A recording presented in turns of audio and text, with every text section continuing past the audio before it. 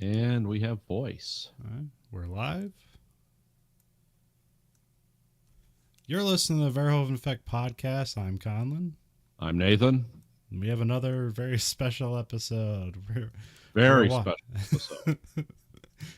we're watching the 2006 movie Southland Tales. It gets listed as 2006 because it got shown at the Cannes Film Festival in 2006, but it got like a limited release in 2007. So it's just a 2006 movie. So Yeah. directed by Richard Kelly, written by Richard Kelly, starring Dwayne The Rock Johnson. Although The Rock was taken off this title for this movie because I guess he wanted to be taken seriously or something. Yeah. Sarah Michelle Gellar, and Sean William Scott, and just a cast of comedians in like weird, dark, dramatic roles. Yeah. Yeah. Sherry O'Terry was in this. I forgot about that. Yeah. Janine Garofalo in a incredibly cut role. I don't think she even has dialogue in the theatrical cut. Oh, okay.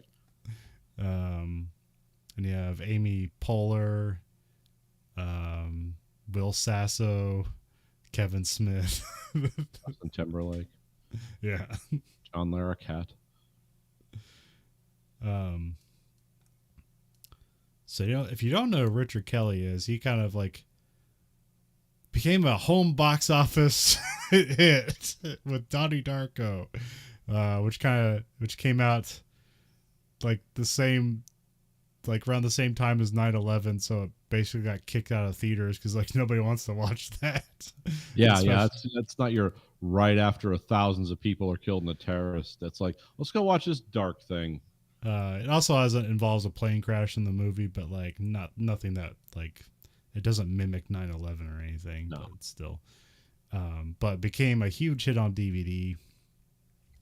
So much so that they came out with like multiple versions of the DVD. They even have ultimate commentaries with Kevin Smith and Richard Kelly. So, Which is actually a really good commentary because Kevin Smith kind of pulls the brakes on Richard Kelly a little bit. Like, whoa, Yeah. slow down. Let's talk about this. I love that era of DVD where they just like put Kevin Smith in a commentary and sell the DVD. Yeah, and it was great. I mean, the long commentary DVDs are amazing. Like Oliver Stone movies are 10 times more watchable. And some of those have like 5 different commentaries, all featuring Oliver Stone. It's like one will be just about the production of the movie and the actors. One will be about all the conspiracy theories around what he's doing. Yeah, those are amazing. That was an amazing time. I remember like they had like I think the Roadhouse DVD has a commentary by Kevin Smith in it. Yes, I remember hearing about that. And they do like, and half of it's just them doing jokes about Chuck Norris. Yeah, which is still a thing. Yeah. Yeah, so it came out May 2006 at the Cannes Film Festival and was released in November 2007. It bombed pretty heavily at the box office. Yeah. So I don't think I saw it till it like came to cable, and I just kind of randomly was like, oh, okay, this thing. Right. Also, the critical reception was pretty bad for it. I'm not sure like how it correlates to Rotten Tomatoes now, but how it sits right now, it has an exact score of 41% audience, 41 critics. So, Okay. but when you look to the critics section, it's like, who are these guys? Yeah. So, Angry Bob's film for normal guys with you. There wasn't enough action in this movie. It's like, oh, that's your critique? All right. Wonderful.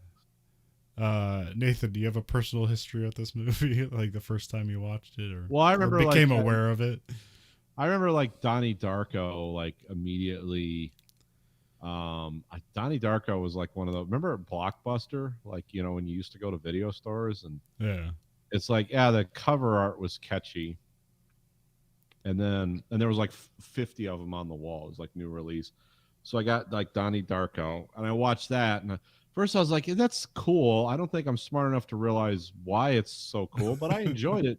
Like visually, I enjoyed the storytelling aspect of it. So then I bought it, And of course, that was like, I think I have 4 versions of Donnie Darko. So they just kept upgrading them, and then I was like, oh, okay, I'm kind of getting into this guy's headspace. I understand by listening to the commentaries, and it also, Donnie Darko had a elaborate and cool website with like secrets, and you could go like decode things, and just dumbasses like me just like went and looked it up and read it or something. Like, what do you do when you get to this point? Oh, okay, you do that, So I remember like, well, anything this guy does is going to be cool.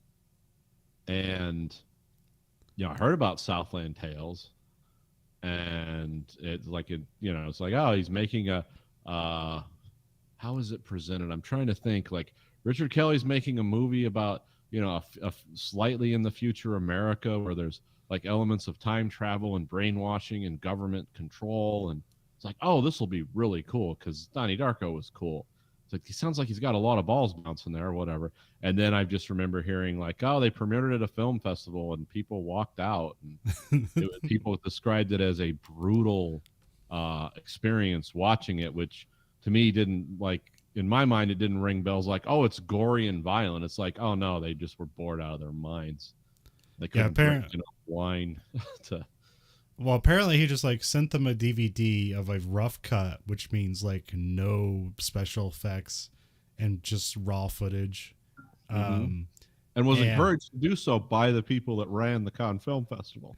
And he wasn't necessarily expecting it to get submitted, and then it did, and they made a big deal out of it, and then they made an even more big deal out of it when nobody liked it. Yeah. It was 4 hours too. And it was a rough cut. And it was also like, it wasn't edited really very well either. Or it was kind of like roughly edited. Like, this is the continuity of this, but yeah. So it was like, and it was really long. And so, yeah, people were not like excited about it. And then I didn't hear anything else about it. And then I think it came on some cable, like on demand service. Yeah. I want to say it was like a Stars movie or something like that. And I watched it and I was like, oh, okay. I said, there's some cool stuff going on here, but not enough. I liked it because like I had low expectations. It's like, man, like nobody's doing this. Yeah. I mean, think about this movie. It's the Schrodinger's cats of movies. It's like, is this an awful movie? Yes. Is this a great movie? Yes. Yeah. And it all depends like on what you bring to it, what mind space you're in, everything. Yeah, this is a good headspace movie. It's like, you just can't hand this to someone like, watch this. I know you're going through a divorce.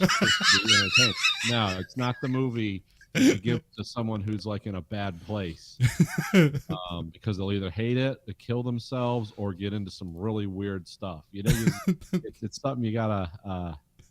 It's a headspace. Yeah, it's what I call a headspace movie. They'll attach the wrong ideas. Oh yeah. No, you're supposed to be against the obvious fascists that are controlling the country. Yeah. Yeah, but the neo-Marxists are even worse. Yeah, if you give this to the wrong person at the wrong time, the next QAnon will be created. It's going to happen. Oh, did I say that out loud? Will we get pulled off YouTube because I mentioned that? No. Okay. It's commentary. Yeah. Well, we're just also not saying it's a good thing either. Yeah. Yeah, so it's a strange movie. Yeah. It's not as hard. I don't see it as hard to follow, though. Some people are like, I don't get it. It's like, well, no, there's nothing really, like, there's a lot of threads dangling out there, but it's not like it's like, what's really going on? Yeah, you have no idea. It's not presented that way, but there's a lot of ideas you can follow. Yeah, there's a lot of ideas and a lot of like kind of not necessarily red herrings, but like dead ends. Like, don't pay attention to that. That's just an idea. Yeah.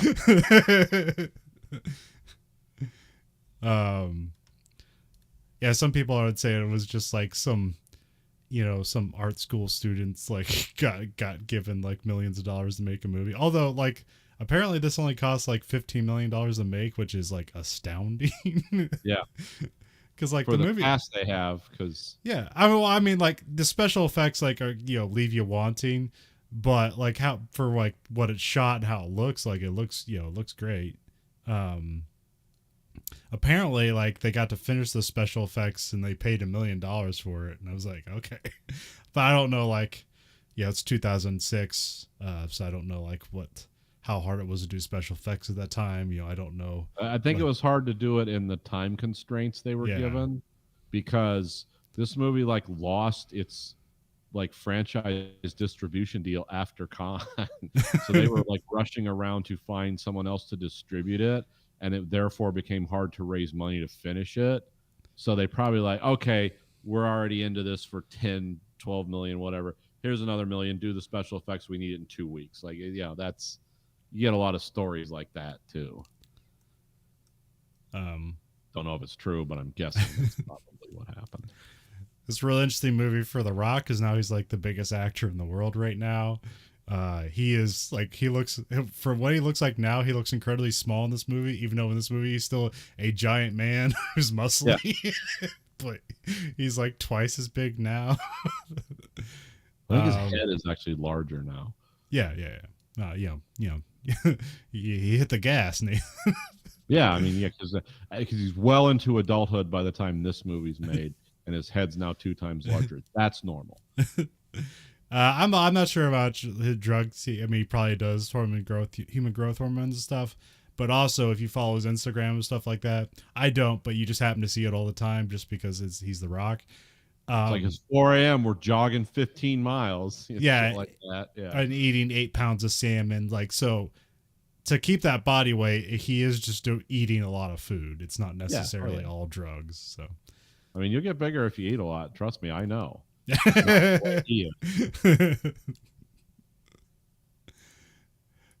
Be those guys like, oh, I gotta eat 5 pounds of salmon and 2 pounds of spinach with nothing on it. Just being a goat. I don't know. Yeah, I don't know how you don't vomit like with that quantity of food. I imagine you build up to it. I mean, you can see those eating competitions, like, you can't even imagine. It's like, yeah, I can put away food over a normal amount of time. But oh yeah, when I see those eating contest guys, it makes my gorge rise. It's like, ugh, that sounds, because I eat pretty quick, and and I eat a lot, but I don't like. It's not like running down my face. I'm not eating that quick. But yeah. But yeah, it seemed like at this time, like the Rock had kind of escaped WWE, and he was kind of doing more serious acting stuff. He did a good job in this. Yeah. I mean, I liked his character. This is like his most unique performance. He never does this again. No. Like he had like little quirks and stuff. Like he'd get frustrated and he'd almost have like kind of like autistic reactions with his hands and stuff like that. Like he's doing a lot of complicated stuff. And nowadays he's just a dude, and he's doing average movies that do millions of dollars. Yeah. And he does 3 of them a year. While he's doing all his other stuff too. So, but I think also around this time he did Be Cool, which is like the sequel to Get Shorty, and he played like a gay limo driver. Okay, so, I remember that. Yeah. So like this is his most like interesting stuff until about 5 years later when he did Fast Five, and that pretty much like launched his career. It's like where he's got even larger and look cooler, and it's like, all right, let's put him in everything. He was cool in the movie they did right before this too, The Rundown. Yeah, Rundown's good. Yeah, Sean William Scott was also in that. Yeah. And also like a weird thing, he is like more of a sexual being in this movie. He's kissing a lot of people, and if you notice, like he doesn't do that anymore. Like he's just like he'll have sex appeal in that he's just a giant man in good shape, but like the most he'll do affection he'll show towards other people is like hugging them. Yeah. Like he doesn't do like sex stuff in movies anymore. So and then this this probably the biggest kind of dramatic thing for Sean William Scott, because he was just Stifler for around this time. Right. Yeah, like I said, like a lot of a lot of dramatic roles given to comedians to try to show off like, oh, they can do that. And like I think pretty much everybody did something well. Like I was kind of amazed by Cherry O'Terry in this movie. It's like, oh man, they never gave her a chance again. She's great in this movie. Yeah, she does a good job. All right, well, we'll try to get in the notes. I have no idea how my notes are going to translate. I have a lot of things because, like I said, there's a lot of ideas. So I hopefully, I hope I like hit on narrative, but I'm probably going to just be like popping up, and then this thing happens, and this thing's happened. So this is probably going to be all weird and discombobulated. Before they really spirit of the movie. Yeah. And also, this is the perfect show for the thesis of our podcast. Yeah. Because like this movie is like just pure on like, oh, there's deep meaning. It's like where deep meaning is not just weird. Like watch The Shining. Like that has weird and deep meaning done well. Yeah. Sometimes meaning so deep that people make up a whole fictional narrative around it. Whereas this is just like weirdness kind of substitutes like ideas. And it's just left purely up to you as a challenge as a viewer, and it's like, yeah, that leaves a incomplete feeling. Well, I don't know, it's like it seems like it's almost David Lynch, like he could have got away with it, but he wanted to let you know how smart he was, and and you can feel it, and it feels pretentious because it is. Yeah, it wasn't just pure absurdity.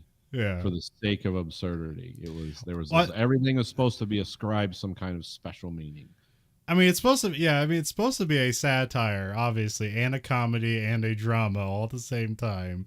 And it's almost a spoof movie, but instead of like the little jokes in the background, it's like the little stuff in the background is supposed to have like deep, like metaphorical meaning that you're supposed to pick up on. It's like, oh, come on, whatever. Yeah. There's a lot of crude humor in this too, which I like. Upon reviewing, I forgot how much crude humor there was in this, which was great. But I mean, early 2000s, you could do a lot of edgy humor at the time. So, not that it justifies. It's just you could. There was like a prequel of 3 graphic novels that came out before this. Just called Southland Tales, and they had their chapters names or whatever. I think it's more song titles or whatever. I read them. They're fine. They just kind of give you more backstory to stuff. Yeah. I don't know. The one thing like they do in the comic book that I don't think they necessarily elaborate in the movie is kind of what fluid karma is. Yeah. Because they talk about like, oh, there's this perpetual machine out in the ocean that's just using the waves of the ocean, the tide, to create energy. It's like, okay, and then from that they make the energy into this like basically like Wi-Fi thing it's wireless energy. But in the book, what they explain is that they tapped into, like, they dug deep into the crust of the earth, and they tapped into like a tunnel they called like the Serpentine Tunnel. It's like this tunnel that like wraps around the core of the earth, and inside that tunnel is this special energy that is literally a fluid called fluid karma. And when you pull it up from the earth and expose it to oxygen, it creates this field of wireless electricity. Yeah, because in the movie, fluid karma is a form of energy and a drug. Yeah. Like, well, is this all the same thing? Or are we just... And wirelessly sending energy through the air is that's one of the things they credit Tesla. Yeah. With the actual Tesla, the inventor of like, well, he did that, but they stopped him. It's like, he did that? How? And why did they stop him? Because he was ahead of his time, or because it was cancer? Which one is it? Because let's shoot a lot of energy waves through your body and see what happens. Like, yeah.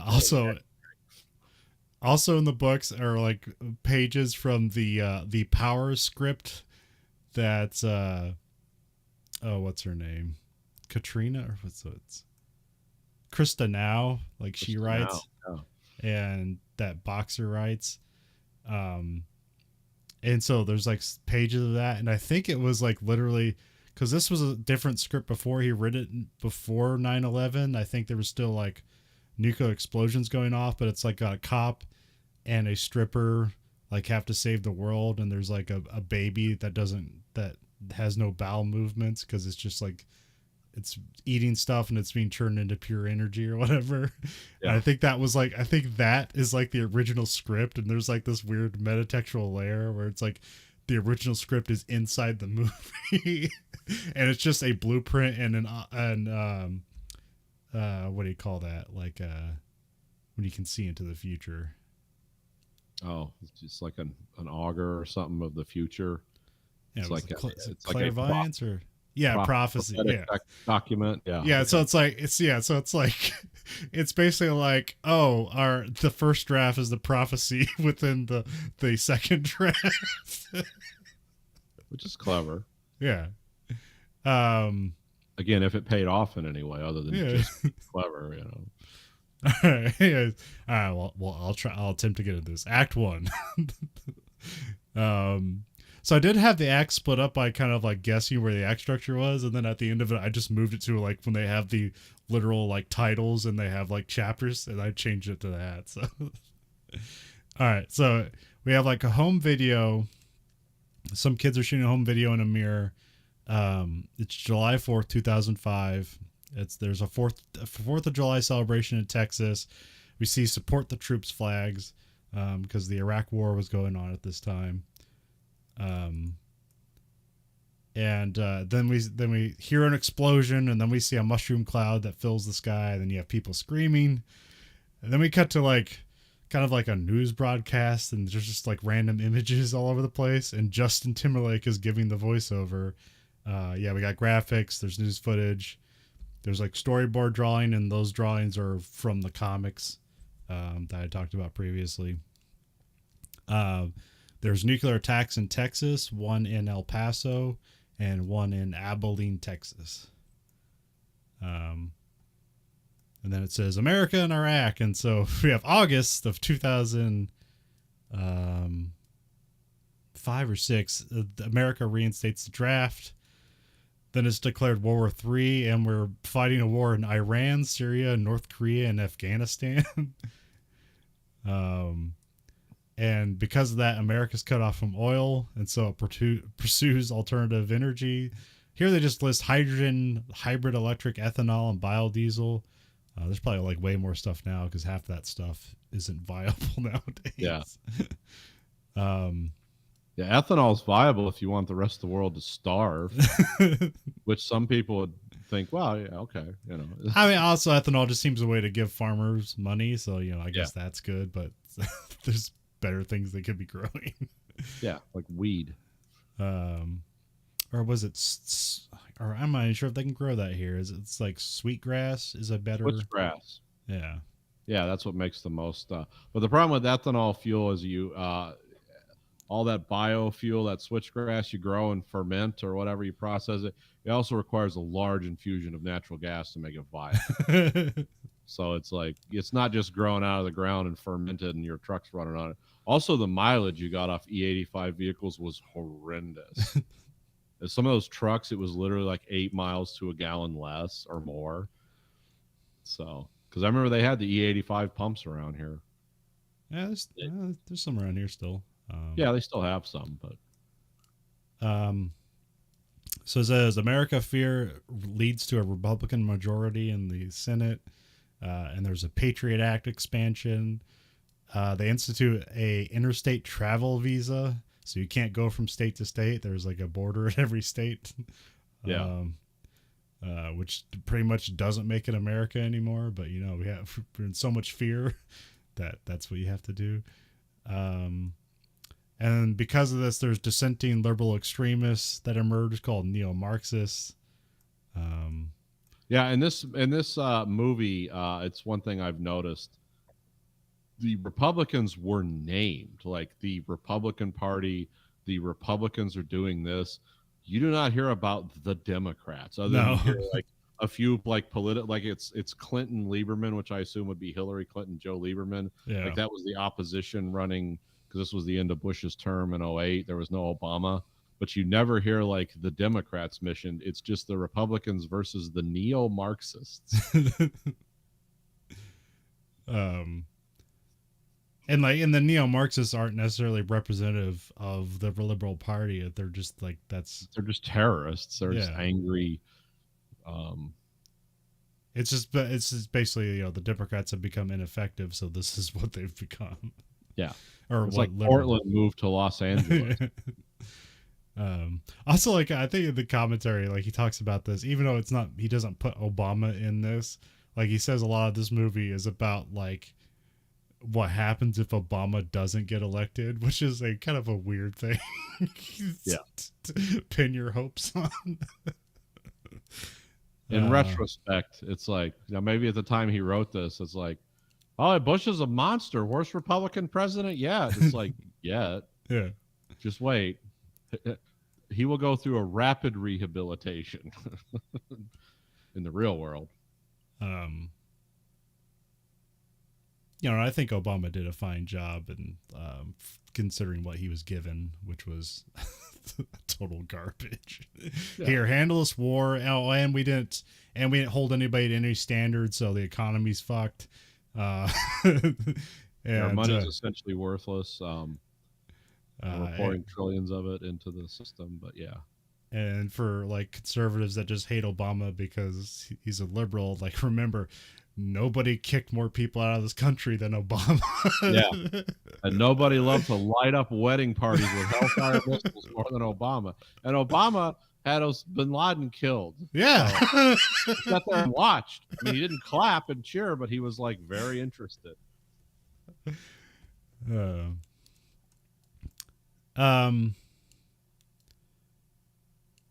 So you have 2008 Boxer Santeros. That's The Rock's character.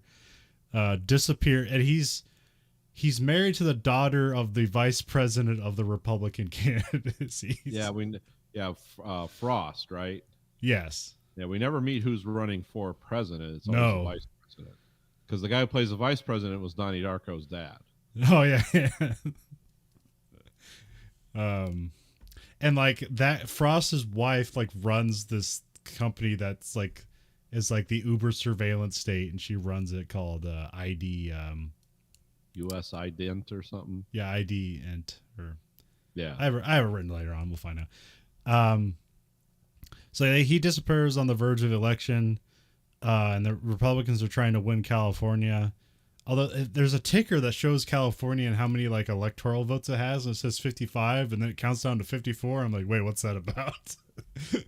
How many people are dying? Well, California's become the only state that Republicans or Democrats can win. Yeah, because but if you do electoral math, it's like, well, that's not really true unless some states flipped a different direction. But you don't know what the state of the world is. It's not that important. Yeah, I wondered if, like, after there's nuclear attacks in Texas, if there had been, like, a big people moving to California, and then that just, like, bolstered their voting power, but there's still just more of a conservative bent elsewhere.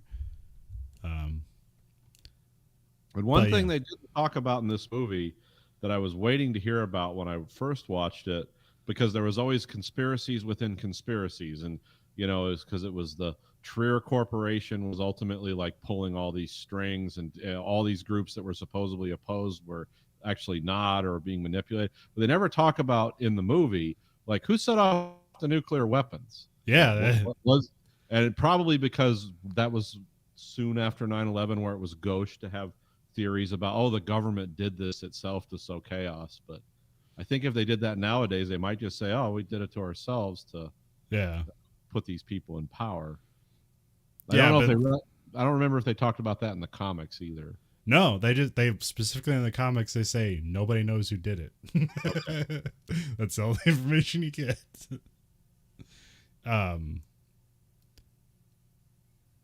But you can see, like, that's why we attacked, and here it's Iran, Syria, and Afghanistan. So it was like, and Iraq. So we go to those places to blame them. And North Korea. So it's like, we're just looking to find blame somewhere. Yeah. And considering all those countries we could probably destroy in a week, It's like I don't know what the ongoing war is, but Yeah. Because it seems like nobody comes back once they get deployed to these yeah, it's like countries. it's just a death sentence. Like, what are they doing? Just fighting hand to hand? Um, also, like Boxer's like a famous actor. So With that's with ties to the Republican Party. They say. yeah. But he wakes up in like Nevada without his memory. And this is all. So everything I just explained is just a news blurb up front of this movie. It's like 5 minutes long, and a Justin Timberlake narration. Who's also reading from the Book of Revelation and reading, T.S. Eliot and Frost, and it's like, yeah, there's a lot of things being said. He's also a character in this movie, and he's not a main character. And he has a weird job. Yeah. So we have titles. It just says California. Boxer wakes up on a beach. We see the weird power station out in the ocean, but they don't explain that yet. And then Justin Timberlake, who's named Pilot Abilene, and he is from Abilene, Texas, which is one of the towns that got nuked. He's also an actor, but they don't say that till later on. Yeah. Like everybody's also something. Like nobody's just like one thing. It's like oh, but yeah, I'm also a comedian and like a neo-Marxist, like revolutionary. Well, they're also, if you look deep into it, also like representative of things in the Book of Revelation. Oh, okay. They have a third role even. Yeah. Yeah, I did not I didn't look up any of the Revelation stuff. I know that's heavily a blueprint to this movie, but I didn't look up any of that stuff. But he has a facial scar, and he's like manning some like sniper turret, and he's reading the Bible. And the voiceover says he's an Iraq war vet. And then he keeps repeating that this is the way the world ends, which I think is from some poem or something like that. It's The Hollow Men by T.S. Eliot. Okay, yeah. There's a lot Let of me that check stuff. that out. So I want to flub a major thing in the movie.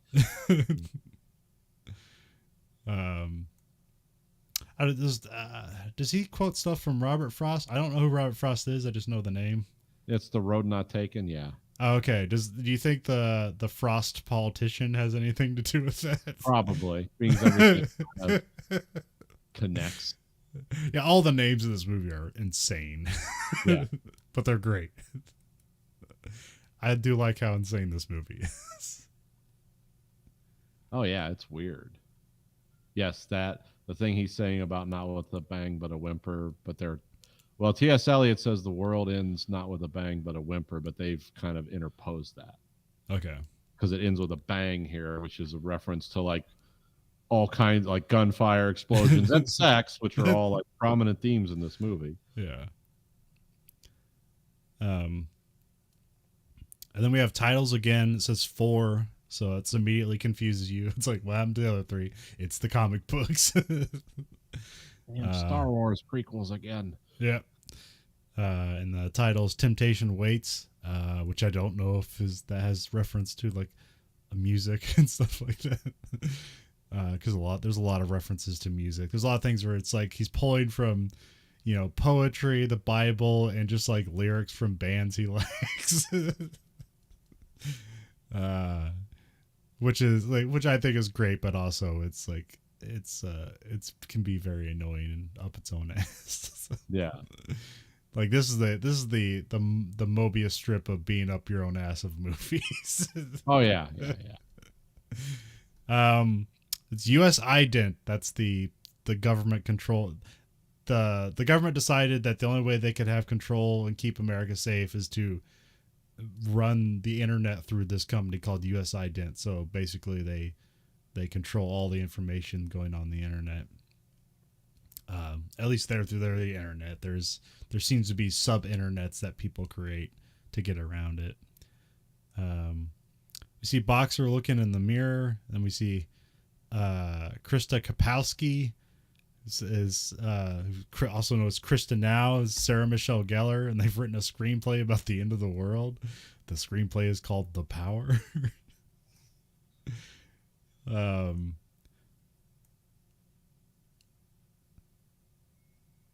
And so yeah, there's and I think they cut to a news report. It's hard. A lot of stuff getting thrown at you. And then here's where they talk about fluid karma, because it says a renegade scientist showed up in the Southland. And Southland, they say, is like a name for what people like in California call like LA and like the lower area. I've never heard that term before this movie, so I have no idea. I have heard that term. Okay. Other movies set in like the LA basin. So yeah. So I don't know if it was like something like where like people who aren't from San Francisco might call it San Fran, and then people inside San Francisco says nobody calls it that. It's like we just call it like the Bay Area, or also sometimes San Francisco is just known as the city, which is a weird. There's many cities, but you're the city, which that goes back like a long way. I don't know why, but yeah. I've weathermen have said it. Because like in today it's like 108 in like Los Angeles or something.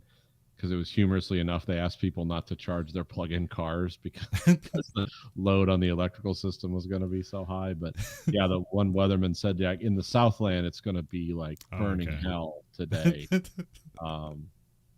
Don't want to be here. No one should be here. This is a desert. Our terraforming experiment is failing. But they don't say that. So yeah, renegade scientists showed up the Southland and created hydroelectric energy station that uses energy called fluid karma, which is wireless power. It's the Trier Company, which is headed by Baron von Westphalen, played by Wallace Shawn. Yeah. Which he's the he's been in a lot of stuff. Yeah, I think he's he's like the poison guy from Princess Bride. But yeah, he's been in a bunch of things. And he's the eccentric genius. He has a team of weirdos. There's like the lady from like Zelda Rubinstein from Poltergeist. Yeah, she's in there. I think it's the mom that ran Sparkle Motion, and Donnie Darko is one of the team. Very heavy makeup, yeah. And then there's like Booger from a German accent. Yeah, because they're supposed to be from Germany. I didn't realize that, but they said that in the comic book that they're from Germany.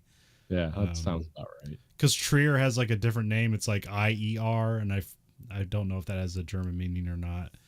And then like Booger from like Revenge of the Nerds is also in the group. So it's a very eccentric group of people running a $1 billion corporation. There's an Asian lady. Like don't they call her Serpentine? Yeah, her name's Serpentine. That's Bai Ling. Okay. I am always confused by Bai Ling because she is in so many things and she basically doesn't say anything in any movie. She just exists. Yeah. But they keep putting her in movies. Hot Asian chick that's doing stuff, smoking, dancing. Yeah.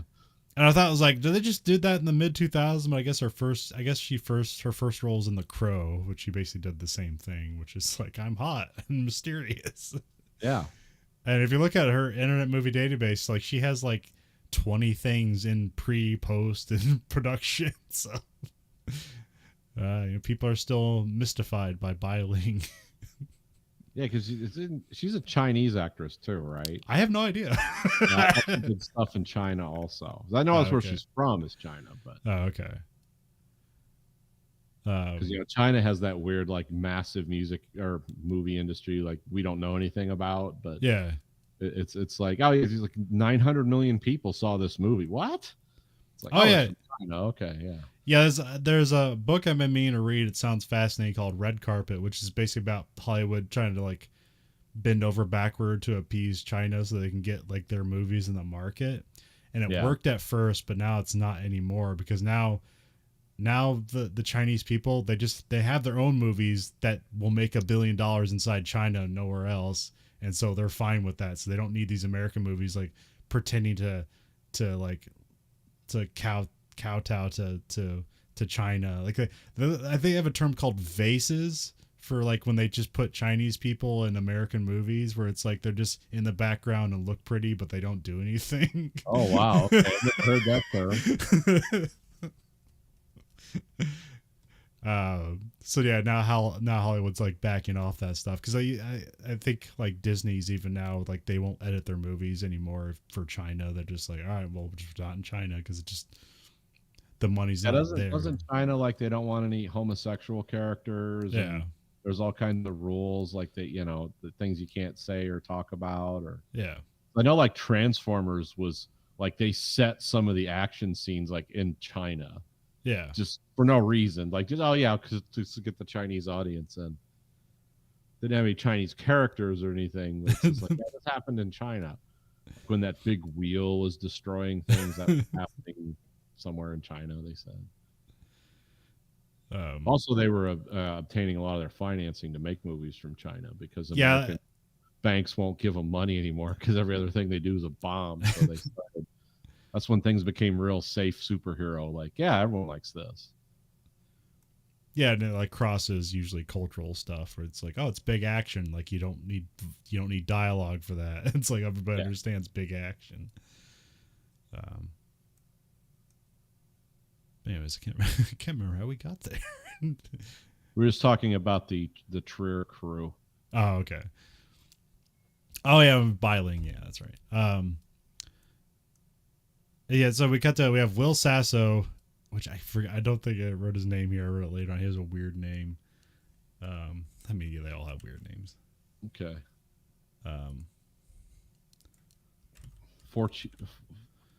Fortunio Balducci. Fortunio Balducci. You can't forget Christopher Lambert's in this. Oh yeah. There's a lot of people in this. And so in the comic books, he has a bit more elaborate. Like here, it seems like he's some kind of drug dealer, but I guess he's like a professional gambler, and he just has like a team of hooligans that they get money somehow. But he like owes somebody like $100,000, so that's why he ends up being like having to be places and do things because he's trying to get money to pay off like a debt. But he finds Boxer like unconscious in Nevada, and so they're trying to bring him back across state lines. So that's how he gets in up. So here he's just kind of like shows up every once in a while, but he's a bit more prominent in the comic book. He's surfing through like 1,000 channels, which I don't know if that's like supposed to be a commentary of the time, but there's like literally thousands of channels on cable now. But mostly that's just because like they double channels. It's like, here's the standard channel, and then here's like your HD version in your 1,000 range or whatever. Or you got those weird channels where they're like music channels, but like through your cable TV. Yeah, you can just like every genre of music. Yeah. And even weird ones like 80s easy listening jazz. It's like a very specific channel. It's just a blank screen playing music. Yeah, that's all it is. Then we have Krista. She's hosting some show with a bunch of porn stars because she's also a porn star. Krista Now is her porn name. I thought she was like meeting with an agent, but this is Cindy. She's like the head of the neo-Marxists, or at least this like faction of it. And a porn producer. Oh, okay. Yeah. Everybody's multiple things. So yeah. She wants like a wide swath brand like to be a part of her celebrity, so she wants clothing, energy drinks, all this stuff. And again, back then, it was like, this is ridiculous. Now it's like, oh, okay, yeah. And I thought I had like a thing here where it's like, this is pre-Kardashian. Like, Kardashian did a porn and became big, but I forgot there's an even prototype that precedes this. Is that Paris Hilton had a sex tape and became a huge reality TV star. That's a prototype for this character. But then you see like, oh, that just repeats itself. But nowadays these would be influencers. It's also funny that like, I think at some point he like The Rock or Boxer compliments the her energy drink, and like The Rock now has his own energy drink called like Zao, which I heard from Jeff Gertzman, the ultimate connoisseur of energy drinks, that it's a bad energy drink, but it'll still get you what you want. So I don't know if you have multiple energy drinks to have opinions on it, but I know like I imagine it's probably. I drink coffee. Yeah. That's my energy drink. I used to do the Starbucks double shot, but then that got to be like $8 for 4 tiny cans. It's like, well, I could probably do heroin cheaper at this point. So keep talking. Hold on, I got to take care of something. All right. But I imagine the Zao energy drink is probably like Bang, which is sugar free. It does not taste good, but it'll give you that jolt. So, and then influencer culture is just a thing now, and this is pre that, and also around this time, like, so this comes out in 2006. I believe YouTube came out, first started in 2004, but is a very different thing then. Like the videos were shorter, so you didn't really have channels like that. Yeah. I was just saying that like what this character kind of precedes is that like now you have like influencer culture and YouTube, but like at this time YouTube didn't it existed, but it was like in 2004, so it was in its early form where like the videos were limited to like 2 minutes or something like that. But that was also before they were bought by Google. Yeah. There's also a fun line in here where like Krista's like talking to Cindy, and she says like what makes you think you need or you can do all this? And she says, I'm fucking a very large important man. Yeah, my favorite line is like she's talking about like she's trying to be serious, and it's like scientists say the future is going to be far more futuristic than we thought. Will Sasso character sitting there laughing like he just can't help himself but laugh. We cut to she also has a TV show that's kind of like reminded me of The View. Yeah, exactly. It's just like porn stars and idiots, which the people on The View are not porn stars. No. Well, I thought like there's everything almost else stands, but they're not porn stars. I thought I remember the first time. I thought I remember some of this movie that I thought she was like running for like not Congress, but like some local politician. But that wasn't part of it, because I remember being something like, "Oh, this would be forward looking," like because someday there's going to be a porn star that is going to be like elected to Congress. Oh yeah. And like and that'll be horrifying to like Christians, and it'll be like progressive to liberals. And there's probably some middle ground. It's like, well, she knows how to do business. She pulled herself by her bootstraps. Like, why are you going to complain? She's an expert in transactional behavior.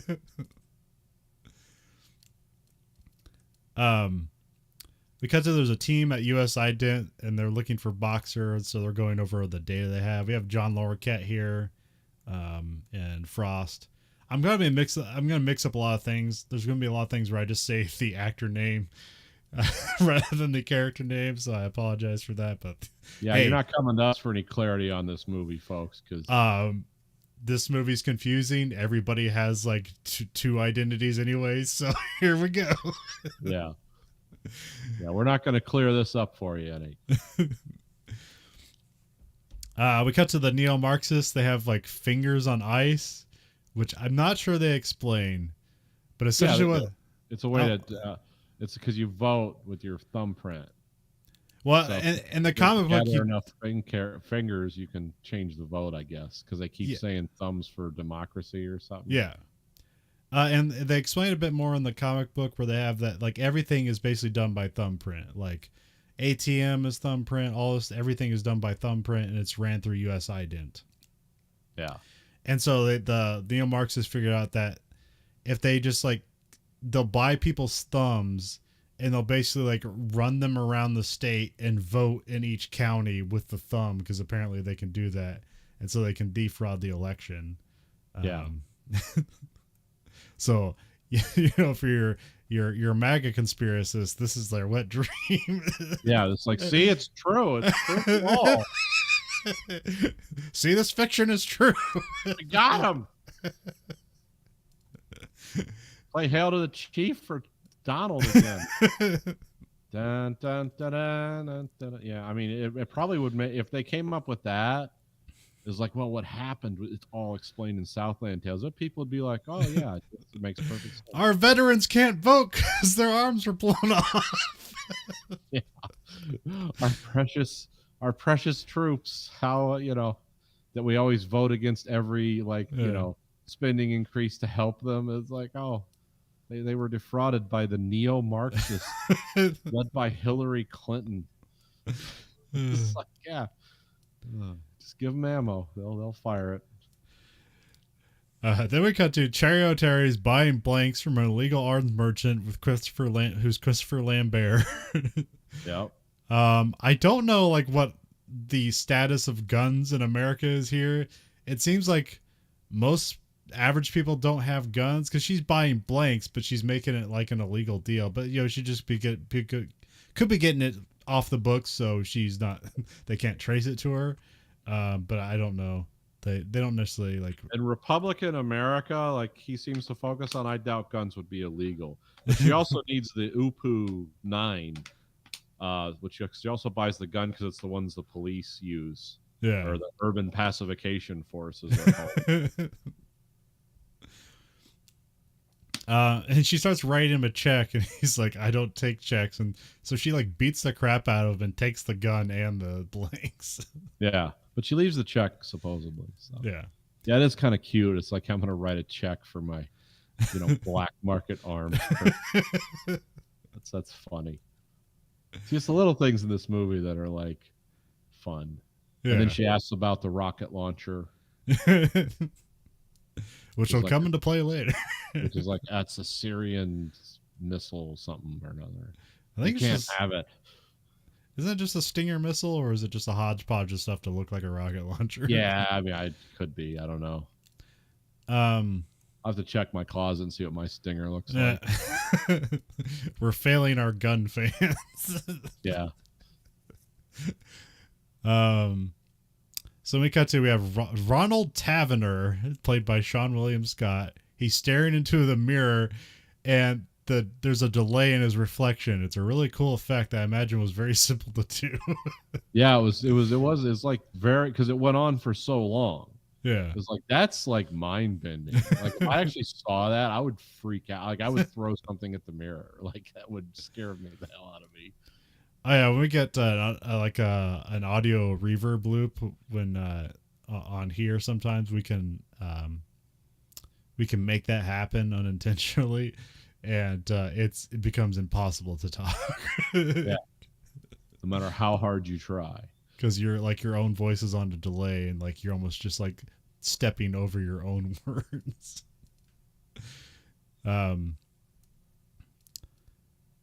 Then we have Amy Poehler and Wood Harris are hanging out. Amy Poehler from Upright Citizens Brigade, Saturday Night Live, and Parks and Rec, another comedian. Wood Harris, I think his biggest thing was he was Avon Barksdale in the Wire series. Okay.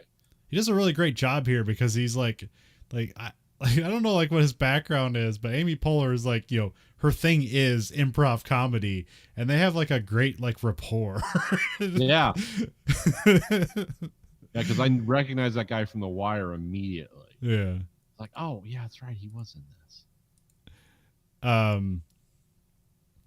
Yeah, and they're and I think at some points the Ronald shoots the gun off, and they're scared from him. Then he walks out and is all right, what do I need to do? And they say, you need to become a racist cop. So,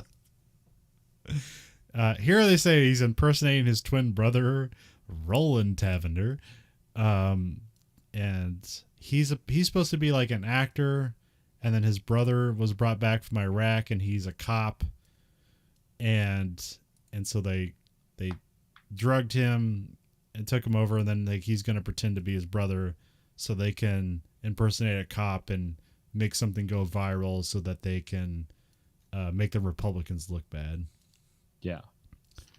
Well, yeah, because they're trying to get Boxer and this cop, and they're going to stage some kind of racially motivated police attack, and then there's Boxer, and then it's well, no one will vote for the Republican candidate if we do that. And I'm what? That'll get them more votes by the way I understand how it works. But maybe in this world.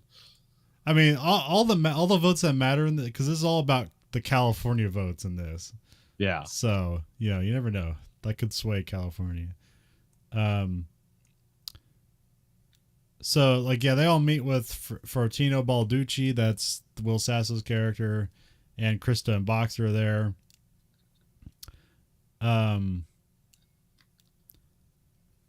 So they talk about how like the script is about the fluid karma machine, like slowing down the Earth rotation and screwing up the human brain, and that's why everyone's becoming more and more violent, because the Earth's rotation is slowed down by what they say is like almost infinitesimal, but apparently our brain would recognize it as being it's wrong. a bunch of zeros and a number. So because of the script, Boxer's going to do a ride along with Roland and Ronald impersonating his brother. I'm going to screw those up, but it doesn't matter. It really doesn't matter. And so Boxer's interviewing Ronald. He's trying to understand what cops are, and then Ronald acts blatantly racist and says the N-word, but he like plays it off as a joke. And here, like, he asks like Boxer is like, well, what about your wife? And like Boxer's like, I don't have a wife. Yeah. Because remember, he has amnesia, and then he woke up and wrote a script with a porn star. Yeah, which has happened to who among us? Yeah. I like his name of the character he wants to play in the script. As this undercover cop, it's Jericho Kane. Yeah. Which the way some people say it sounds like that his name is Jerry Cocaine. He's the best undercover cop name ever. But I don't think that was. I think that's just how I heard it. But I kept laughing because some people clearly pronounced it Jericho Kane, and then some people are like Jericho Kane. Is Jerry Cocaine? Like, oh, that's a cool cop name. And apparently from the man himself, Richard Kelly says that's supposed to be just JC, so he's supposed to be a representation of Jesus Christ. Okay. Yeah. See, I just got the silly name, but yeah. I don't if you so in the wasn't that also the name of like Arnold Schwarzenegger's character in the movie where he was fighting the devil? Yeah, End of Days, yeah. Okay, yeah. But there's also stuff like it's like it's revealed later on, but like Boxer has all these different religious symbols all over his body, and it's an important thing in the comic books. Because basically like he has Jesus Christ on his back, so he's supposed to represent like a Messiah-like character throughout all religions for this movie, but it doesn't really come through. No. But it's there. Then we have Kenny Chan. He's like working as a mole at US Ident, but like they put a tracker on him, so now they're spying back. This is where they mentioned about like they're going to rig the election with the severed thumbs. And we have the neo-Marxists are talking with US Ident and Bobby Frost, and they're trying to blackmail Bobby Frost. And they're talking about Proposition 69, which restricts the powers of US Ident. So that's another thing that like apparently it seems like America's leaning in that direction to vote yes on Proposition 69. But they still want Republicans in power to fight terrorists, whether they exist or not. Yeah. Here we have Polar and Woods again. We hear that their name is Dion and Dream. And they're going to... Here the voiceover says they're going to stage their own demise. And then Nora, that's Cherry O'Terry. She's like some comedian, porn director, and a revolutionary. Yeah. I think she literally mentions like something about being in the Groundlings. I'm not sure if she was in the Groundlings. Maybe. It seems like it could be possible. Yeah. Yeah, she's probably one of those. I mean, you got UCB, the Groundlings, and there's like Second City. That's all like the biggest improv comedy stuff. Although I'm not sure if UCB exists anymore. I think they had some they mismanaged a lot of stuff, and I'm not sure if they're still around anymore. Oh, okay. A lot of people doing unpaid overtime and unpaid work and Yeah, that tends to damage the old reputation. promises of career that were never going to happen. We should talk to Matt about that. He took like a satellite UCB class here, and so I was wondering what that's like. Oh, Like, I always think like I would be good at improv comedy because like usually my funniest stuff is just kind of like me like commenting on like whatever's happening really quickly. But I'm also a bad team player, and that's what improv comedy requires. oh, We have a SWAT team breaches the neo-Marxist compound. They show off the corner gun, which I'm not sure how new that was at this time, but it was pretty that would have new. been pretty new. Yeah. It's basically like a Glock shoved into this frame that has a camera at the end of the gun, and then there's a monitor towards the back of the operator, and they can literally like point the gun around a corner and aim and fire it without exposing themselves. Which seems like it'd be like, oh, like, I can see the purpose of that, but it seems like it doesn't really get that used that much, or people are just they want a rifle round rather than a pistol round for that kind of capability, so they just end up using AR-15s anyways. Yeah. And not the corner gun. Imagine that'd be some weird feedback shooting that too. Oh yeah. Probably come out of your hands like, oh, I wasn't expecting it to move that way. I mean, you get like a stock and two hands on it, it'd probably be pretty heavy, so that would help. Yeah. But yeah, I imagine if you throw a rifle on something like that, it'd be even worse. Yeah. Shoot a rifle at a 90-degree angle, holding on to it. Probably won't even cycle correctly. The corner shot. Oh, corner shot. Okay.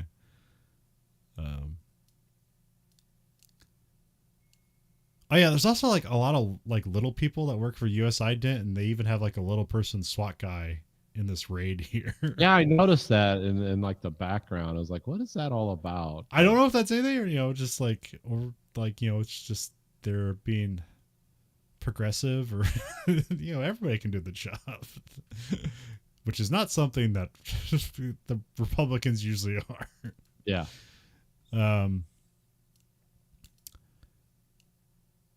So Kenny lets out Ronald's twin, Roland, but Roland is still like high on drugs because they've been feeding him the fluid karma drug. Yeah. Which they haven't explained yet, but it's really complicated. It has all different colors. All the colors mean things. They can change it like on the fly. It doesn't have to be built that way. And also like I like the way they basically how they ask people whether they do fluid karma. They just go, "Do you bleed?" Yeah. So he's still high on drugs and everything's like loopy. And apparently, like one of the things that when you eject it, like what makes it really loopy and weird is basically you can see the energy fields that the power plant is putting out with the wireless energy. So that's why it's extra weird when you take that stuff. But also you can like see through like all the anomalies created by it and stuff like that. Right. Because that's why Ronald, when he was looking at like a delay in his reflection, that's what it was about, is that he was like looking at him. He wasn't just looking at himself in a mirror. He's looking at a past self in the mirror.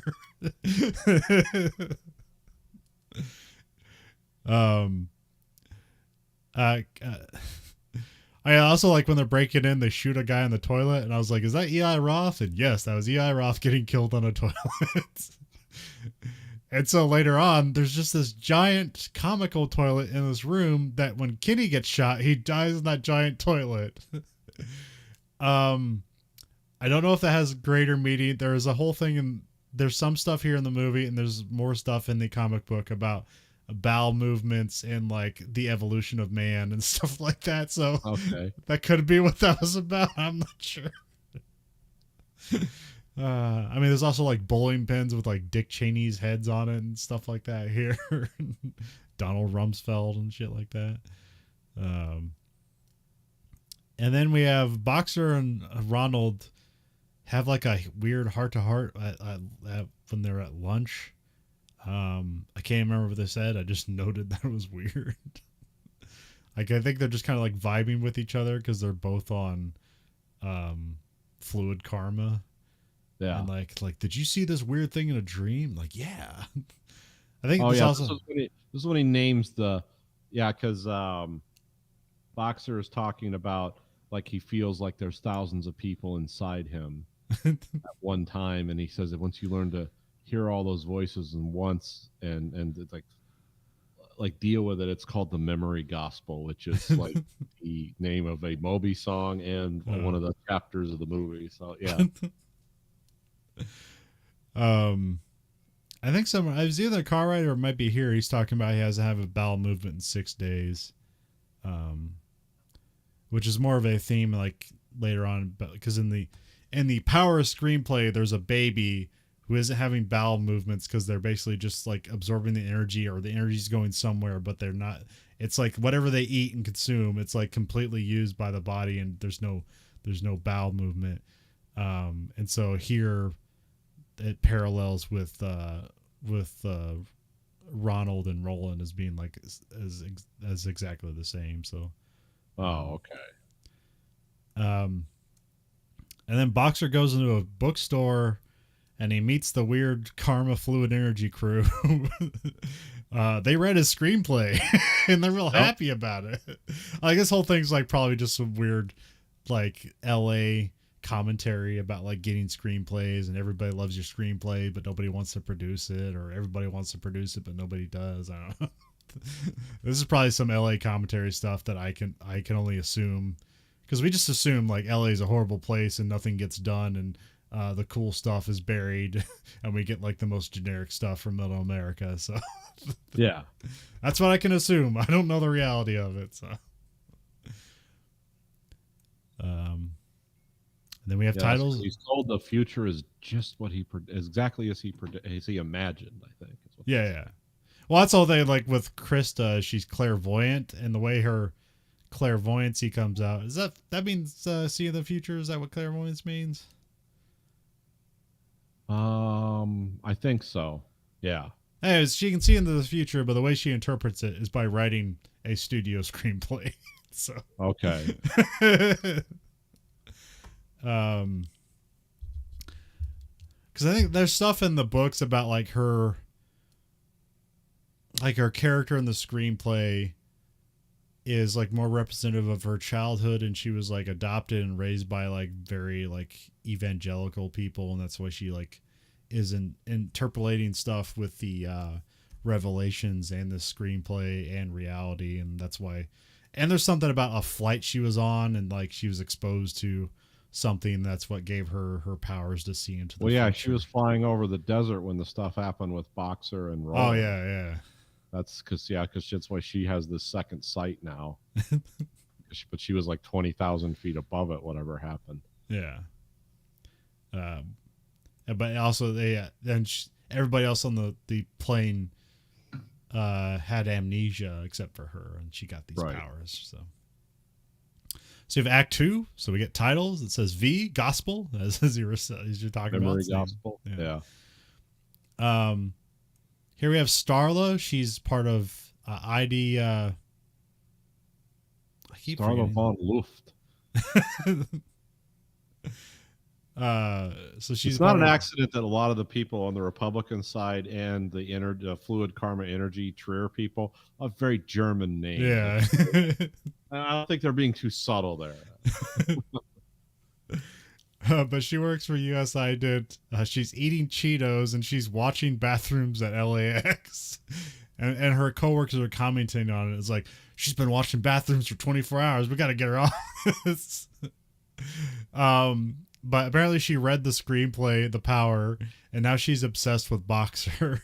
Yeah, she has like a little shrine with candles in his picture at her desk or something. Yeah. And so she's just like weirdly like turned against her company, even though she like sold out Kenny because she put the tracker on him, but now she's like gonna sell at US Ident because of Boxer. Well, Boxer's providing her the ultimate truth she's really been seeking all Yeah. along. I'm just totally spitballing there, but why not? So like in what happens later on, she calls him up and she's basically feeding Boxer lines from the screenplay, and I believe she's pretending to be Muriel, who is basically Krista in the screenplay. Yeah. So Dr. Muriel Fox or something. yeah. Something like that. Yeah. And then so we have Dion and Dream are staging this is a different scene. They're staging their domestic disturbance. Ronald answers Great the dialogue that you hear outside. Yeah, this is like this has to be total improv. They're just yelling various obscenities, like like how like I fucked your brother and all this other stuff. All this Dick stuff was 100 feet long or something crazy. Yeah, And he's like, "Oh my god!" Just yeah. This is a great scene. Ronald answers a call, and but they were supposed to answer alone. But then John Lovitz rolls up as a cop, and he questions them. And so John, Ronald, and Boxer go to the scene. John Lovett's character's name is Bart Buckman. Officer Bart Buckman. There's a so Dream, the character, she screams like a poem at John and like calls him a pig, and then he just shoots her dead. And then comically also like it's like Nora and like this other like loser guy, he's like they're like monitoring it because they're supposed to be fake squibs, and like it comically like hits the squib even though like late. Yeah.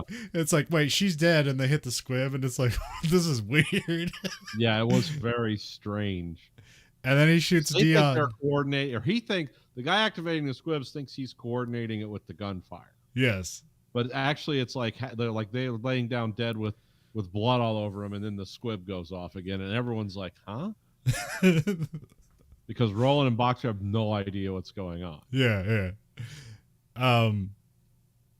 And then and then Dion gets killed too, and then also the comical late squib.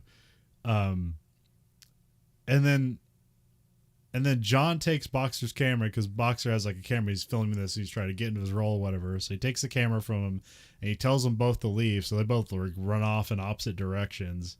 Yeah, and I wrote down this Officer Bart Bookman is John Lovett. Then we have the Pixies play Wave of Mutilation. Yeah. And this is also where like Boxer starts having like his weird tics and he's like whispering. He does like this weird like he pulls his hands up and like taps his hands together in weird ways. Yeah. Really weird to see Dwayne Johnson do that too. It's like you believe like, oh, this guy's going nuts. This is yeah, it's like it's just weird to see him now where he just like there's no. Well, now he looks like one of those statues on that island. Yeah. What's that called? Where the statues the Easter Island? Yeah. It looks like one of those. Like, oh, that's what they modeled those after. The rock. It's it's literally a rock. Well, it's just like he has like his character is so straight. All his characters are so straightforward. He doesn't play a character. He plays the rock as a character. And you see here where he's making choices. He's doing lots of stuff. It's like complicated. It's like, nope, that doesn't make money, man. Yep. Yeah, he's a complicated person. Then we hear Starla calls up Boxer, and then she starts acting out the screenplay, and this like kind of like triggers him. I think she tells him to go somewhere. I think she tells him to go to like a restaurant. And then they cut to like a car commercial where the cars fuck. Yeah, and it's like graphic.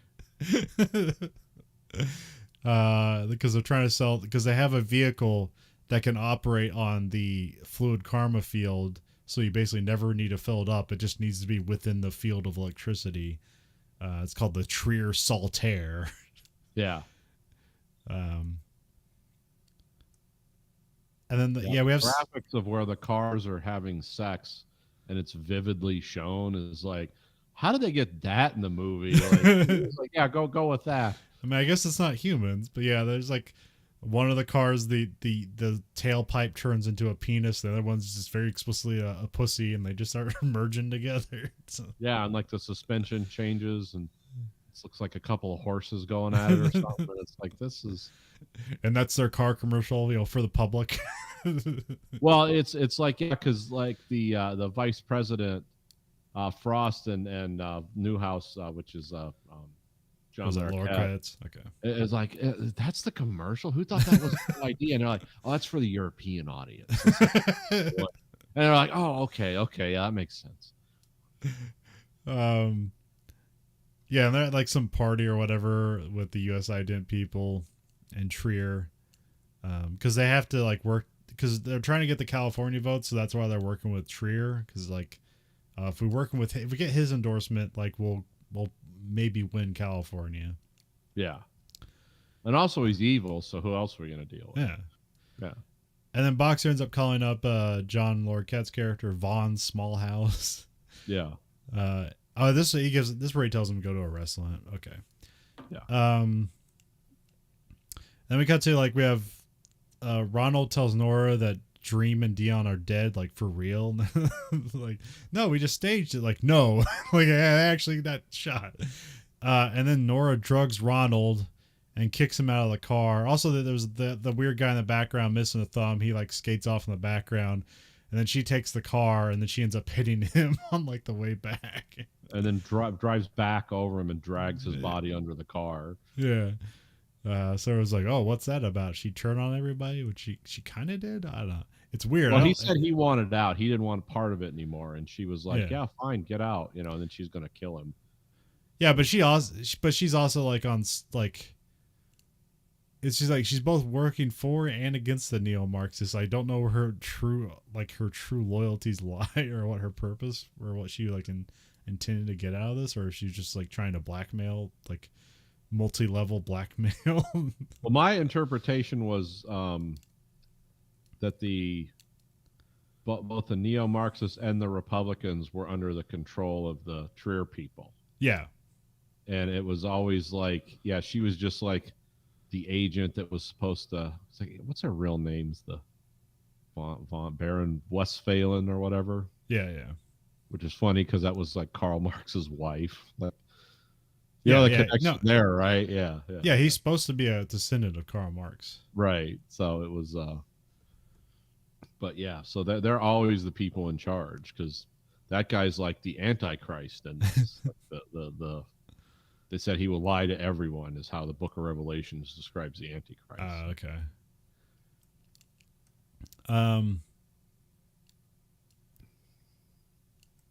Let's see. Yeah, it runs with the roll. Okay, Ronald. Then we see Ronald in the dumpster he fell in when he was like trying to escape. Hours later. Yeah. And he has like a glowing hand, which which is weird, not explained.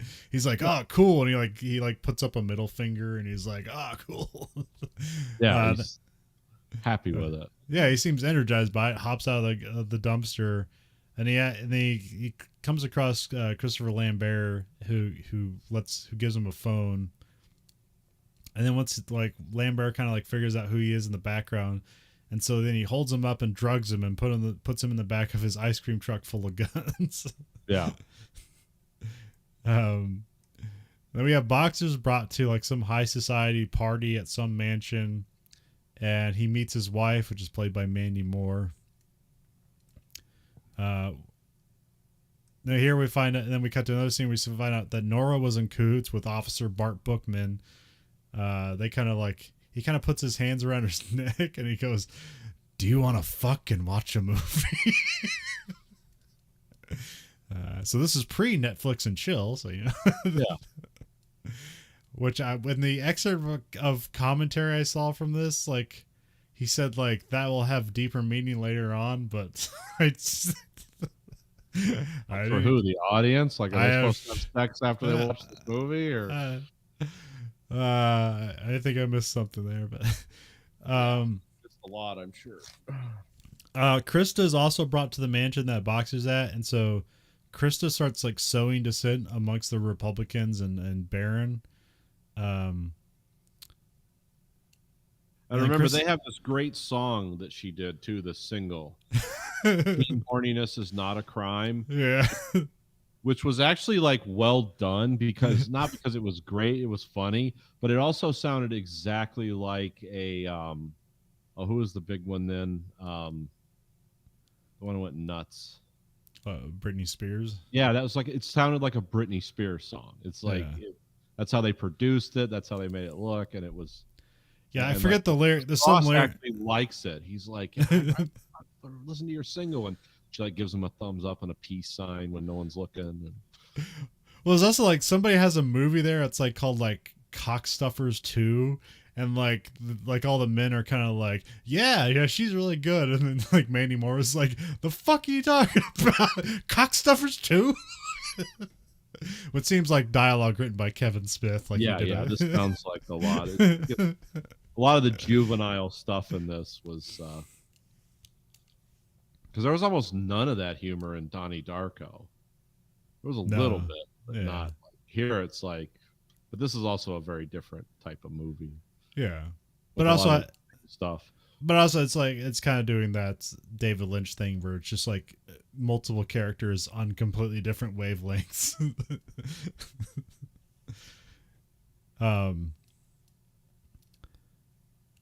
Yeah, I forget in that song there's some weird lyric about like Columbine when it happened if they got laid or something like that. So like teenage horniness is okay. It's not a crime. And Krista says, "I love you, Jericho Kane," to Boxer, and then leaves. Then Boxer like heads off to the Santa Monica Pier. Somebody just brings up some old like. Well, first he has that encounter on the stairs with Zelda Rubinstein. What happens there? At that party, remember she's holding the glowing blue ball. Oh yeah. And she tells him pretty much to like just go do what you're gonna do because they have the script. They know what's gonna happen. Yeah. And she has like that orb that glows with a light in it. What that's supposed to be, it's sort of like if you think of it as like a Wi-Fi repeater, it's like that but for the fluid karma. Okay. Kind of. There's also something in the book about like they're burying him all over the place because they're supposed to have like a fun like Easter egg hunt with them. Okay. And I'm like, wait, what? Why? Oh, whatever. Yeah. And then we have Baron calls Kevin Smith, who plays a character, General Simon Theory. Okay. He's a legless like veteran. So he's in a wheelchair. He tells him to like enact something at the power plant. I think it's called like the Paladin Man or something like that. Yeah. Which we'll find out what that is later, but it's just like, here's some cryptic dialogue. There's also where they talk about Baron's experimenting on the soldiers and he's injecting them with fluid karma in their necks. So that's more explained I don't think it's explained here, but that's more explained in the books where like what that's about is that like when they inject all the soldiers with fluid karma, they basically start vibing with each other and they can kind of like read each other's minds. Oh, that would be handy. Yeah, but it doesn't work out well. No, so. It makes them all nuts. Yeah, exactly. We have another scene where Baron's selling fluid karma to the Japanese in exchange for a pinky finger, but then Bailing ends up she cuts his whole hand off rather than just the pinky finger. And then the prime minister is mad, and then he tells him like, yeah, but it was plus or minus 6 inches, like, of tolerance, so we can cut off your hand. And then he tells somebody to go bronze the prime minister of Japan's hand so they can put it up. So, yeah. Yeah, and that was the price for it. Like, they're not getting money out of the deal; they're just getting the prime minister of Japan's hand. It's a weird scene too. Yeah. I mean, every scene in this movie is a weird scene.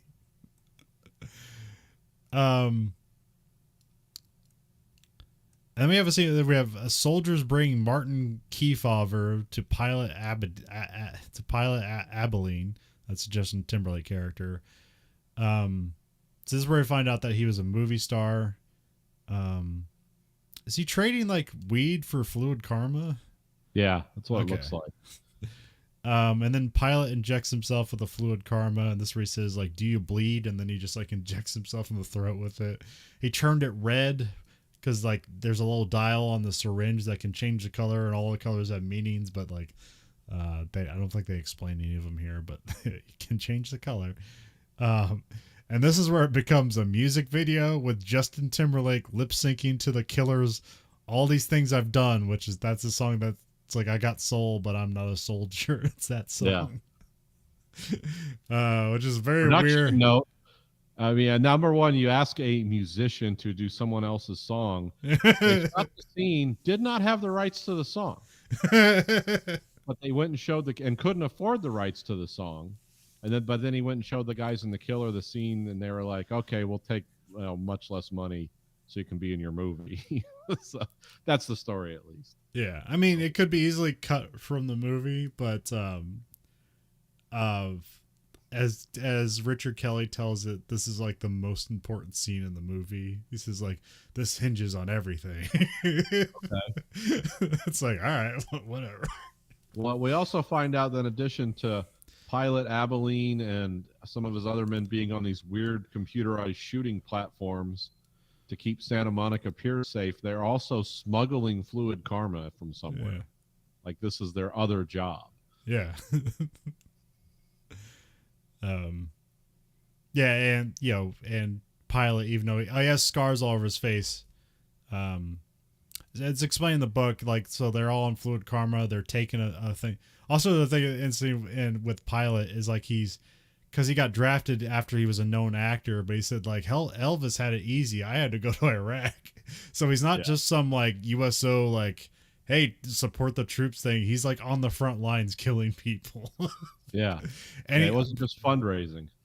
But he's also like goes out of his way to kill people like in a bad way. So like the other people don't think he's a pussy, just some pussy actor.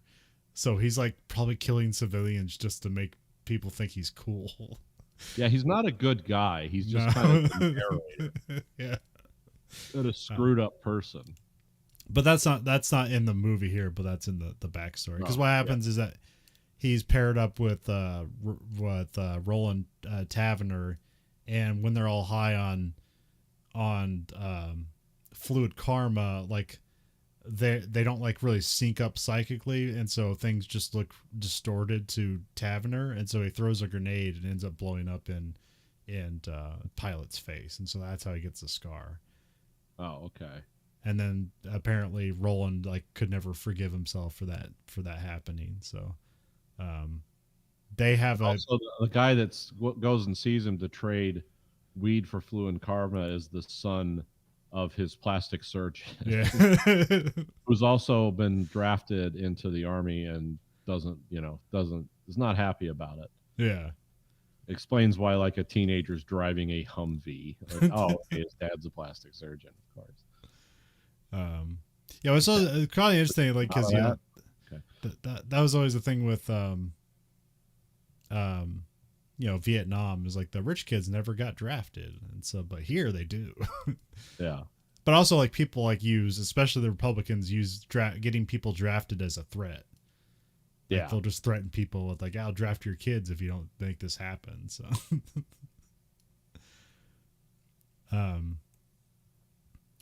but yeah, they do the whole song in a music video. They have dancing people like kind of reminiscing Marilyn Monroe, and he's got like blood on his shirt and kind of a V. I don't know what that means, but it's a thing. Victory. Yeah. I don't know. It's a fun distraction for the moment, because at this point we're like an hour and 45 minutes into the movie, and you got 45 minutes to go. Yeah. Oh no, you got an hour to go. Yeah. So we have Act 3, titles, 6, Wave of Mutilation. So here we have the Trier Mega Zeppelin is launched. Yes, the Jenny von Westphalen. Which a thing in the book that's not mentioned here. Here it seems like this is the first time they've ever used the Mega Zeppelin, but no, it's like the Trier Corporation got like a big contract with the government, and they basically make these Mega Zeppelins to transport all the like tanks and stuff to like all the battlefields. Oh, okay. But then like from that contract they're able to like work the energy stuff and get even more money. So Oh, okay. it's not just an energy company, it's also a like military It's provider. the whole military industrial comp. Yeah. Krista shows up at Nora's place looking for drugs before her reality webcast. So, you know, this is like pre-podcasts or like YouTube and stuff like that. Here Krista spots the boxer tape of the cop killing Dream and Dion, and so she takes it and leaves. And we see Martin Kefauver. He's like holding a gun to his head about to kill himself rather than be drafted, because he's also holding like the draft card in his hand. And then Ronald comes up and he takes the gun away from him, and he gets Martin to help him look for Roland. Here we got to Nora Dunn. She plays Sydney Penzicki, and she meets with John Larroquette. And because they're like completing the blackmail. She's also like, she had like a voice modulator, and she was calling herself Deep Throat 2, which probably has some meaning that I'm not like reading into. Well, the original Deep Throat was a porn movie. Yeah. And then Deep Throat also was the code name that the guy in the FBI who was feeding information to Woodward and Bernstein against Nixon used. Yeah. So it's kind of like two things. It's a double entendre. I mean, you said like also Sydney's like a porn producer, so you know that makes sense. There's some clever stuff here. Well, I mean, I guess the Deep Throat thing wasn't about blackmail, but you know, just secret government stuff. So, and like Larroquette, he like threatens her because he knows her identity now because he works for U.S. Ident. So he's like says he's gonna get like her kid drafted or something like that, and she like tasers his balls. Yeah. And she has like, I'm not sure if it's her friend or her girlfriend or what it is, because she said she had like 5 husbands, but they seem to be like pretty close. But she also like tasers a security guard in the background. Then you have Boxer drinking on the beach. He just has a whole like 6-pack with the rings in it, and he's just like opening up individual ones and just turning the 6-pack upside down and drinking it. Yeah. Do people do that, or is that just a fun thing to do here? Well, if you pay close attention in the movie, the beer that's coming out of those is just like clear water, and you can tell it's what it is. Yeah. Probably because they didn't want to pour beer all over themselves, so they had to do multiple shots. But I don't drink a lot. I don't know if that was a thing that like people did, where you just grab a whole 6-pack with the rings and like turn it upside down and drink. I think I saw that in Strange Brew. So probably yes, that or it was an homage to Strange Brew. I'm not sure. Well, again, it's the thing. It's like it's The Rock making a choice that's kind of interesting. He just doesn't do that anymore. Yeah. Stala shows up in person to tell him to get on the Mega Zeppelin to like retrieve the Paladin body. Yeah. And then she pulls out she says like, I really need to suck your dick. And then she pulls out a gun and points it to her own head. And she's like, if you don't let me suck your dick, I'm going to kill myself. This is such a hard character turn. I don't know where. But then, she's obsessed with him. I guess. Yeah. It makes sense, but it's just like out of nowhere. Pilot is like on his sniper, turret thing. And he like is like honing in on her because she has a gun. And then like when she points the gun at Boxer, he shoots her with a sniper rifle. And then like everybody runs away.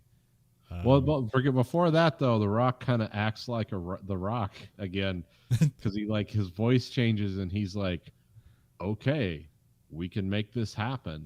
And he suggests like a hotel. It's like, it's my favorite hotel. I'm going to change your life today. And then he like points the gun at him because I think she senses he's being somewhat sarcastic. Yeah, And because then, she wants him to pull his pants down so she can suck his dick right there. yeah. She's not wanting to like do this indoors or anything. It's got to happen on the beach in front of like thousands of people,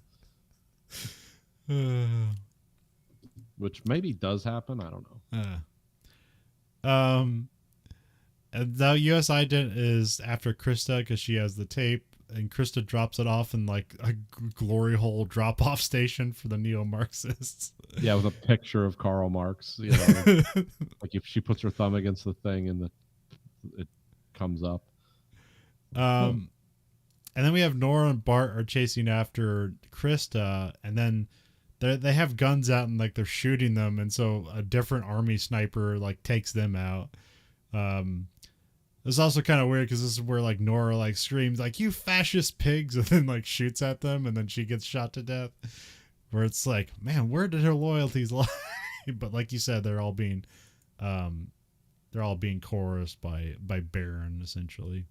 Yeah. Or they're following the screenplay. You know, you don't know. Yeah. Because remember, everyone's going slowly insane because of the fluid karma energy system. Yeah, and slowing down the rotation of the Earth. Boxer gets taken in by Will Sasso's crew. They're working for Baron, but like I said, that's about because he owes somebody money, so he's just doing that for money.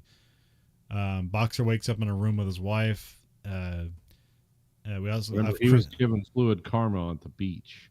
Oh yeah. So that's why like his character changes a little bit when he wakes up in the Zeppelin. Yeah. Because also he's two different characters where he is Boxer, what's his last name? Sarah or something. Oh, Boxer Santero. Yeah, Boxer Santero. And Jerry Cocaine. Yeah, Jerry Cocaine. So now he's becoming more of the Jericho Kane character at this point. Yeah. Krista's also on the Mega Zeppelin. She's working with the Baron, it turns out. We get a wide shot of the Mega Zeppelin. Boxer and his wife enter the Zeppelin like from a tower. Cindy's also on board. She's planning something. Although she really doesn't do anything except die on the Zeppelin. So. Yeah. We have Bai Ling is like dancing through the party. Her name's Serpentine. So yeah. She's serpentining through the party. Yeah, smoking with an old fashioned cigarette holder. What would you call that? Like, who's the guy from Fear and Loathing? What's that guy's name? Hunter S. Thompson. Yeah, Hunter S. Thompson style with the cigarette holder. Well, and I guess like her character is like the wife of Baron. Oh, okay. Because they like, sense. Yeah, there's that part where she like dances up to him, puts the cigarette in his mouth, and takes it out, and then they kiss. So it's like, oh, okay. But they're also like, you know, he has like a bunch of side, you know, they have an open marriage or whatever. Oh yeah. And then Boxer finds a gun, like in like, you know, like one of those fire extinguisher boxes on the wall. He takes the elevator and a blinking orange orb, which like they don't even, it doesn't, yeah. That doesn't mean anything. He's that blinking orange orb as he's walking because the Baron wants to see him in his secret chambers or somebody. Yeah. That was when he goes up to Simon Theory.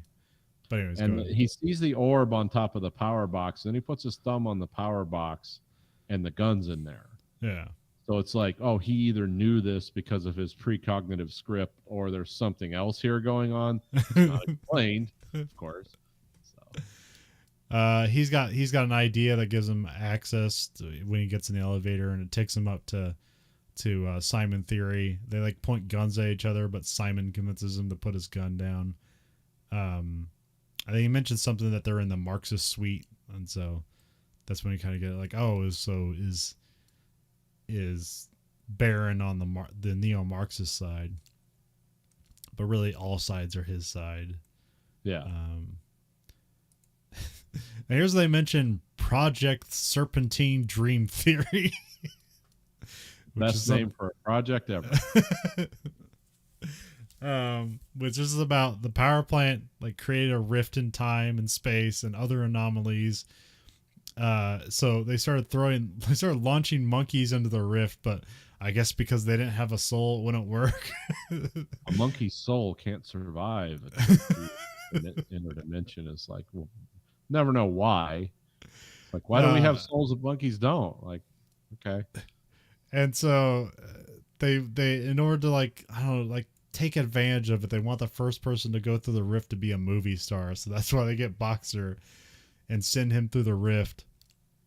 But they send him through with, they put him in an SUV with Roland Taverner, and so they both go through the rift. And going through the rift creates, they like go through time, so now there's two versions of themselves existing at the same time. But like 69 minutes apart. Yeah. That happens again. And because, but apparently there was a bomb in the car they were in and it blows up, but Roland Taverner avoids it, but then Boxer dies in the car fire or in the explosion, and it's like just, and in the comic book he's just like a charred like corpse, but here he's just like, he's got some smoke on his face. Yeah, like half his face is gone. But, yeah.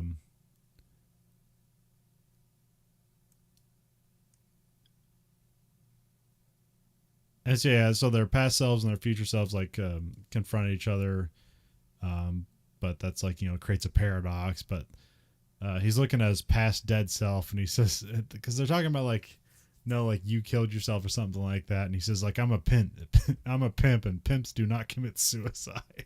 That's the best line in the movie. Almost as good as a monkey's soul can't pass through interdimensional space. Then we're back with Ronald. He takes some fluid karma. Ronald's trying to forget the friendly fire incident in Fallujah where he injured Pilot. Martin can't get the money out of the ATM, so they just rip it out of the ATM with his Hummer. Just drag it along. Yeah. Yeah, this is pre-Fast Five. Yeah. And they're just going to take it to Mexico. And then we have they're back on the Zeppelin, and they do this really weird version of the Star Spangled Banner. Yeah. Which, I guess that's royalty free. So, save money where you can. Yeah, it would just be like the Star Spangled Banner if like a goth blues band. Yeah. It was a really weird version. I totally forgot that, and I'm watching this like, oh, this is strange. Martin and Ronald drive off at the ATM, but it's like spewing money, so people are scrambling for money.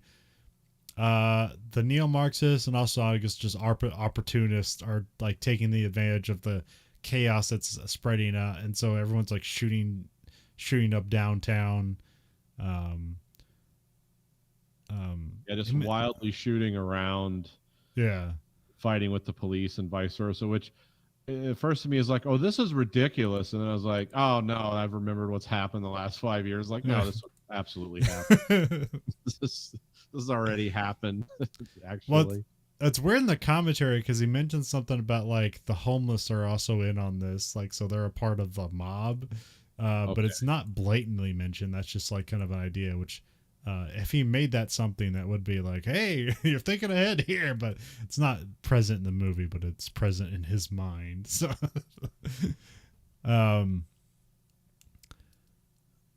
we have Ronald's revealed to be the future version of himself. So, but that's going to be a problem because if they meet, then the world will end, creating via the fourth dimension collapsing. Yeah, the fourth dimension, by the way, is time. Yeah. So it's the abstract dimension. Yeah, we have more chaos in the streets. Roland is just like, the ice cream truck's driving along, and then it hits the ATM that's Ronald was dragging on the Humvee, so that flips over. He gets out of the car, grabs a gun, and then he just starts randomly shooting people and cops are randomly shooting people and cops. Ronald gets shot in the eye and kind of falls back into the truck, and then Roland gets shot like trying to go over to give him aid. Lambert's character hands the stinger off to Martin, and then Roland and Ronald shake hands, and then the ice cream truck full of guns starts floating, and there's like their hands start glowing, and there's like weird like ripples in time and space. Because they're inside the ice cream truck. So. Yeah. And it starts floating upwards. We have some Moby playing. Krista and her like porn star friends are doing some weird dance with oxygen masks. Yeah. It's like an interpretive dance. We cut to U.S. Ident is getting ambushed by Will Sasso and his gang. We cut back, and then Boxer joins in on the weird dance routine.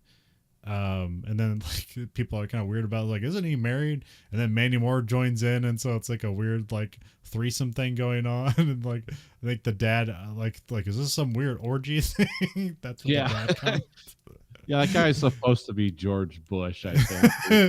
Seems to have those kind of lines. Yeah, and then like Krista and Boxer's wife start dancing together while he watches sadly. And he's got this Moby music playing, and this truck's floating up, and this kid's standing on the truck when it was driving the SS Humvee. Yeah. And he's like just shouldering this missile. Well, also like at the like towards the end of the dance, Boxer he fires a gun in the air, and he's trying to get everyone to evacuate the Zeppelin, but nobody does. I think at this moment, this is like where Richard Kelly is like talking about like this is where he's accepting his role as being a Christ-like figure, and he needs to sacrifice himself to save the world. But like, what's he doing to sacrifice himself other than just waiting to die? Like, what energy does that impart to save the world? Like, I have no idea, Richard. Well, and then like the voiceover announcement starts saying weird things. Yeah. Like the guy who's doing the not the voiceover, but the PA system on the Zeppelin is like, this is the way the world ends. And then we cut to a thing, and it's a picture of Jesus, and it says resurrection warning. And it's just like, and we come back to Ronald is telling Roland to let go of his hand, but he won't because they'll both fall to their death if they do. And then Roland's also holding a gun to his own head and threatening to kill himself. It also cuts back to Boxer, who's also threatening to kill himself in front of the crowd if they don't evacuate. We have Martin on top of the floating ice cream truck, and he's lighting up a shot to shoot down the Mega Zeppelin. And then he blows up the Mega Zeppelin. Before that happens, we have Boxer's tattoo of Christ like bleeds through his shirt. Yep. Again, like, okay. Well, see, he had all those religious symbols on him. Yeah. But the only one that reacts is the one of Jesus at the moment of his death, which basically says, oh, okay, so Christianity was the true religion. This was the time of the second coming and the end of the world. Which is something I think Richard Kelly actually said. I'm trying to think where I heard that, but yeah. Then Martin just like jumps off the ice cream truck to his death. Yeah. It's like, okay, why did anybody do anything there? So I'm gonna blow up the Zeppelin because it's there, and then I'm gonna kill myself because I was gonna do that anyways. But yeah, I had to do this thing. I had to be the angel of death. Now it's time to die. And then here we have Ronald is like basically trying to forgive himself for the friendly fire incident.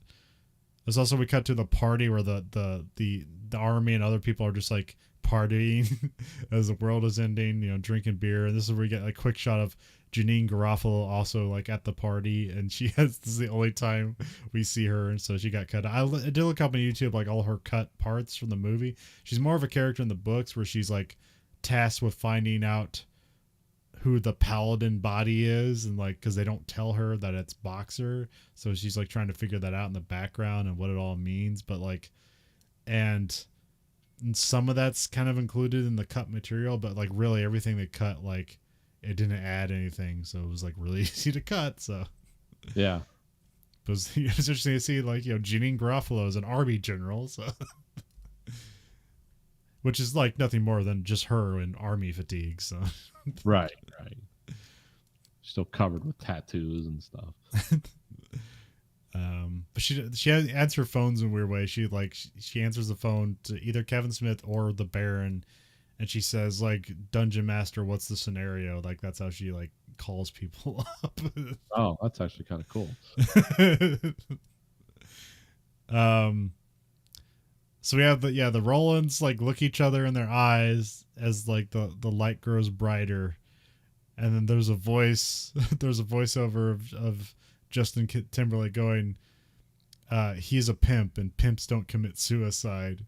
And then Well, here's the thing. It was like, I actually have the quote here because it's like Revelation 21, and God wiped away the tears from his eyes so the new Messiah could see into the new Jerusalem. And then that's the actual quote. And then, comma, his name was Officer Roland Taverner from Hermosa Beach, California. He is a pimp, and pimps don't commit suicide. So he's doing his own addendum to the book of Revelation.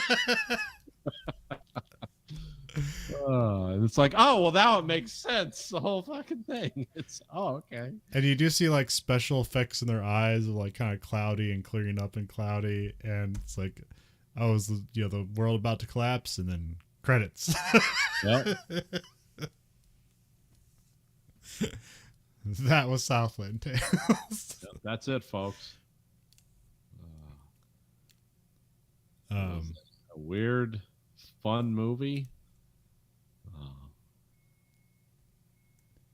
Yeah, I really appreciate the ideas, but like I said, it is a convoluted, unnecessary movie, but like there's not that these movies don't get made, so I appreciate it. Yeah, I mean, I'm glad it exists. And in today's era, I'm trying to imagine, like, because everyone was remember when Bush was actually like Hitler to the people on the other side. It's like he's invading countries, he's turning us into a police state, and he was like the worst guy that could ever live. Like that's the milieu that this movie came out of. Yeah. And when you watch it now, it's because some people are like, "Oh, this movie was prescient in so many ways; it predicted like the future." And it's like, no, this movie seems actually kind of tame compared to because people in this movie are motivated by fear, misunderstanding. Of course, there's weird science going on that's making everyone kind of nuts, but also 2 nuclear bombs were detonated in America. Yeah. So it's like, it's kind of like us against them, but there's 2 political factions. Whereas like in the America we live in, it's not even as smart as this movie. Like the ridiculous people in this movie actually seem like smart and looking at like, oh, some weird shit's happening, I'm trying to cope with this. Whereas we're just like in the dumb universe here now. It's like, oh, you wish for people like Frost to be your politicians, because what you get is Donald Trump, who's just a black hole of ego and selfishness. Yeah. Also, like the surveillance state that ended up coming about was not like what it is in this movie. Like the only thing the government will come at you for is if you're threatening people or if you have like classified information or something like that. Yeah. But what's actually like come about is like this weird like social media surveillance state where it's like everybody's recording everything and then like people are getting not even the government. It's no. Just, yeah. So like, people are getting in trouble not for things that are illegal, but because like, whatever place they work for, they have like some sort of like, clause of, like character clause or whatever. If you violate it, they can fire you and stuff like that. And so like, yeah. So it's like, it's not this government controlled surveillance state. Like that's the nightmare here. It's a weird, different thing. Yeah, it's like this is more like the Big Brother, like Orwell surveillance state, whereas like what we have now, it's actually more. Have you ever read that book, The Confederacy of Dunces? It's like a political novel from I think it's from the 80s or 90s. I can't remember. Anyways, go ahead. Yeah, it's kind of like it's not that, but it is, but it's like a just like an internal culture war that has nothing to do with any legal code written, and these people that work in the government are just they just like destroy everything Yeah. because of their like real simple-minded philosophies and just trying to report on each other and but make it like a political like gotcha thing, Yeah. which is what we're dealing with in our country. We're not dealing with like, I mean, we have a huge surveillance state too that's watching us all the time, but Yeah. they don't care like what guys like me and you do because we're not like fomenting, you know, like, oh, we need to go out and kill X amount of people or whatever. Like that'll get the government on you.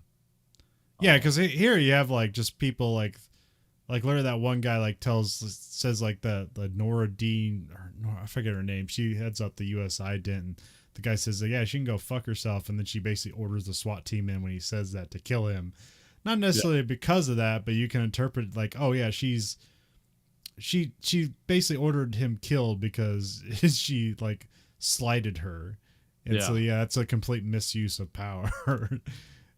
Whereas here, nowadays, it's like the power is not being like necessarily misused by the government; it's being misused by private individuals. Yeah, with kind of nebulous goals. Like, yeah, you know, I don't really. It's just more about power than anything.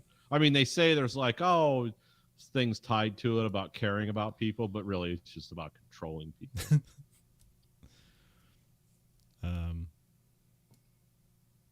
Yeah, and good music. Yeah, good.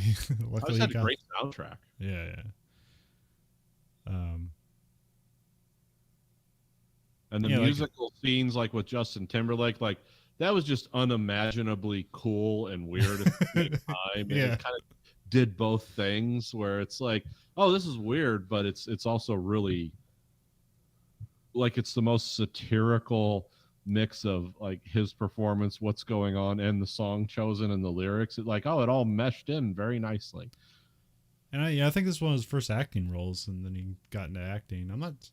He's doing some stuff. I like really don't know what he does nowadays. He's not really doing his solo career that I know of. And last night he's in some movie where he plays like some sort of like felon truck driver or something, in like some Apple movie or something. I think that's the last thing I saw he did.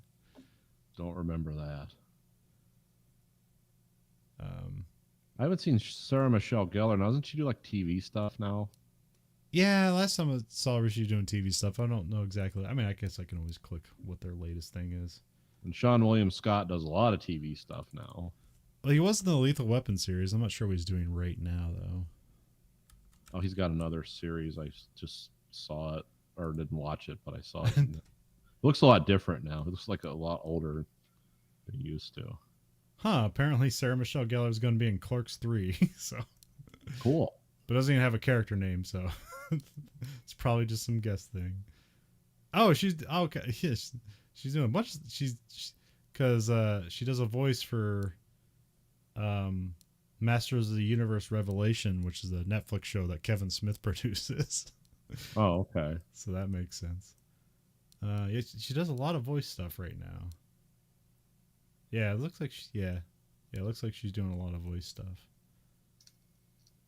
I think the last TV show she did it was like Robin Williams. It was like called The Crazy Ones. That was the last kind of like big thing she did. Oh, okay.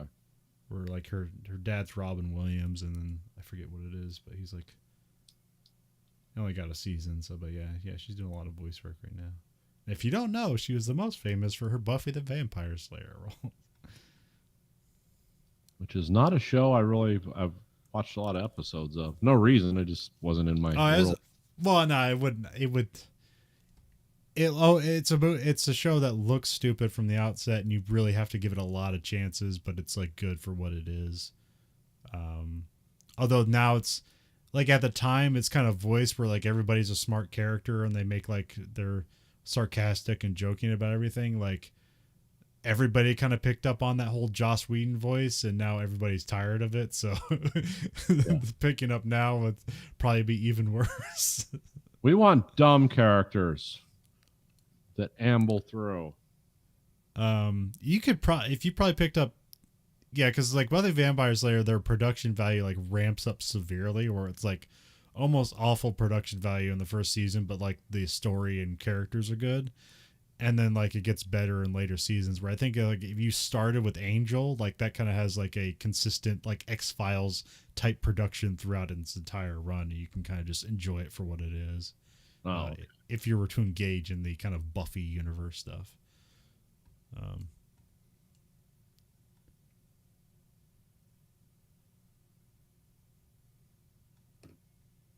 Yeah. I was trying to look up like, because even though this came out in 2006 at Cannes, it really kind of popped up in 2007. So I'm just looking at other 2007 movies. So it looks like we got like the that's when the Grindhouse movie came out. So Death Proof and Planet Terror. That was in the same year, huh? Okay. I remember I watched those in the theater. Oh yeah, Sunshine came out this year. Watched that in the theater too. Redacted.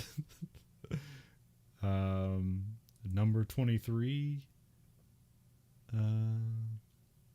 Disturbia.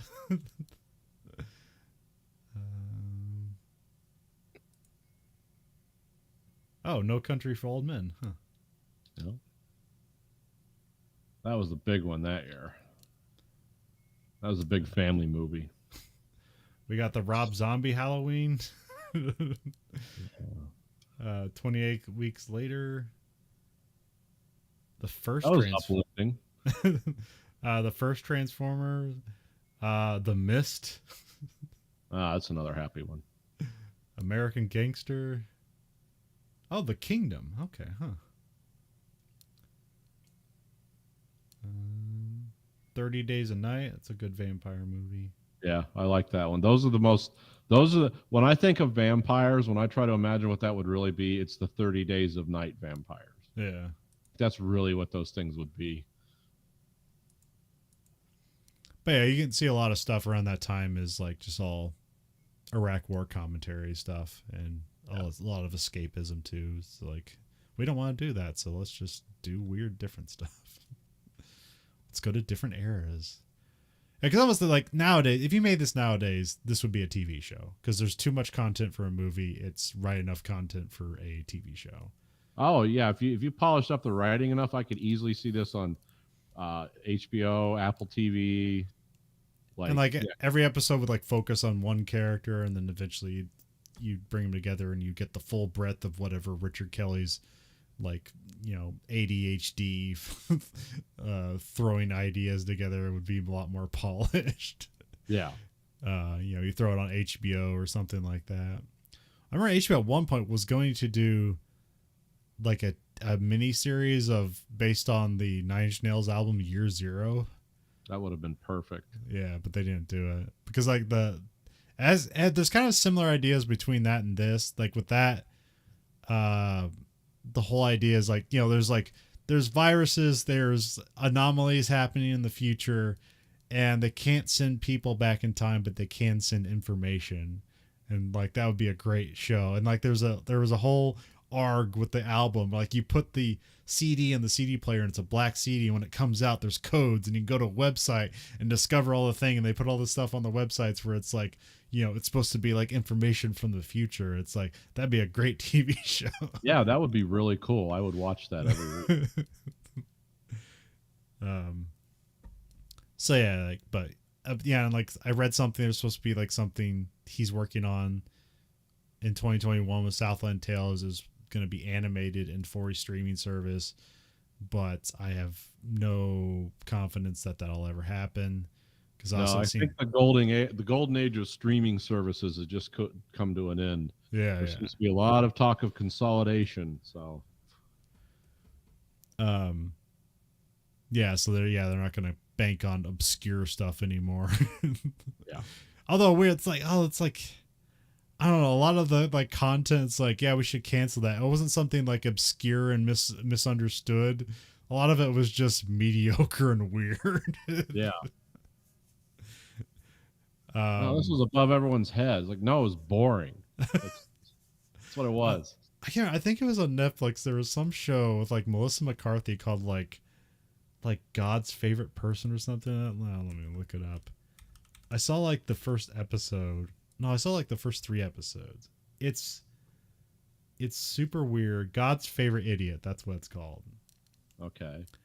And it's like trying to be edgy and it's also trying to be wholesome. It's super weird. It's not funny, but it seems like people in intent are well meaning, but it's not. It's absolutely horrible. Because it's kind of about like positivity, like winning the day. But then they just have like dick jokes like in between, and like none of it works. Bad dick jokes and the well-meaningness gets lost. Oh, it just doesn't hang together, huh? No, it's like why did this get made? Like how? The coolest like esoteric kind of weird thing that they did was Maniac. Like that was many things at once, and they were all kind of cool. It was a lot of like cultural artifacting and retro stuff, and then just like kind of a weird world. It wasn't perfect, but it was like, oh yeah, this is the kind of weirdness you can do on a streaming service that will, like, it'll appeal to a certain audience. And I'm sure there's other things too that I just haven't seen. But you can see like Dark. You can compare Dark to this. Yeah. Yeah, I always liked Dark. So on the nose, though, it was a little. It's like it could have been a little rangier. Because once you find out what's going on, it like, oh, it all clicks. Like it's not as mysterious as you'd hope. Because now it's like, oh, we're locked into. It is a time travel story, with like consequential time travel elements, and but it was also a foreign show, so they do storytelling a little different. Everyone has their own style. But yeah, I mean, this didn't necessarily like ruin Richard Kelly's career. Like he wrote like the Domino script that Tony Scott directed. He probably worked on a bunch of scripts. He produced some weird independent stuff. He did direct another movie called The Box, which I'm not sure how well that did, but he didn't direct a movie after that. And that was in like 2010, so he hasn't directed anything for 12 years. It did well enough. I mean, it had a good cast because it had Frank Langella, Cameron Diaz, other people you'd recognize. And I think it performed. It wasn't spectacular, but it wasn't a big budget movie either. Yeah. So I think it did well. I've seen it once, and it was like, oh, this is memorable. Didn't really have the blueprints of like, if you're looking for Donnie Darko's type elements, they weren't really there. But that's based on a short story that somebody else did. So, and I'm not sure what happened to his career, like why he hasn't done anything. I tried to look up, like, there's got to be somebody has write an article basically about like the obituary of Richard Kelly's career, but like nobody's really written it. Like I said, there's like a thing on his Internet Movie Database that says like Corpus Christi, but there's like, it doesn't even say production, pre-production, or post-production. It's just listed. But like I said, you said he was like a couple of years ago, he like went to a Comic-Con and was talking to people. So he's got to be doing something to make money. I don't know if he get his millions of dollars, invest well, and then just like now has a family, because now he's like 47. So yeah.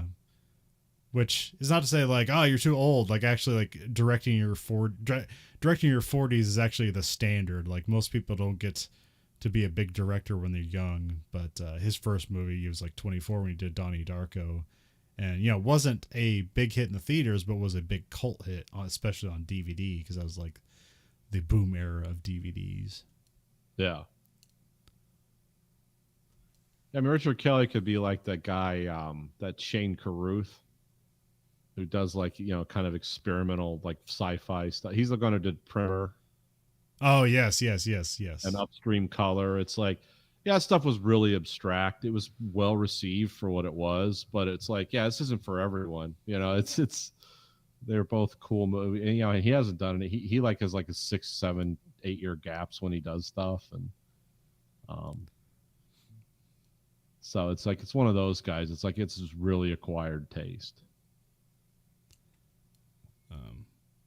But they have Nope out there. Nope is really good. It's not like this, but there's a lot of like obscure stuff. It's like, what does this mean? Why is this in the movie? And why does it make this movie great? Because it doesn't belong.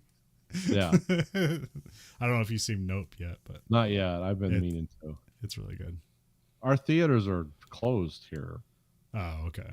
And there's no like reasons. Well, we've had a lot of power outages here because we had like the wind blew Monday. Oh, okay. So it was like 70,000 people without power, and it knocked all the trees down in some places, but like right next door, nothing happened. So it's kind of weird. But yeah, that's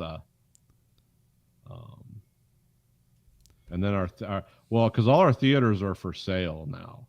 Yeah. And so they seem to be keeping irregular hours because around here they built those giant like 50 screen metroplexes that you just can't support anymore. So they're all trying to sell those off, and one of them became a paintball. Part of it's a paintball thing. That didn't work. So then one of them was like a super video game where you could like play video games with your friends, but it was projected on a movie screen, and that didn't last too long. It's horribly expensive. It's like, yeah, you can have your kid's birthday party. Him and 10 of his friends can play video games, and we'll cater pizza for like $4,000. It's like, yeah, sign me up.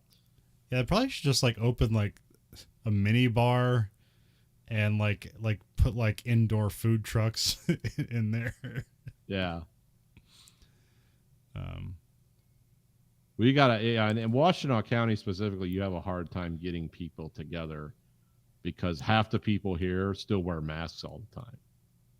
Like you go out in public and it's like, the further you get into Ann Arbor, it's like, oh, everyone's got a mask on.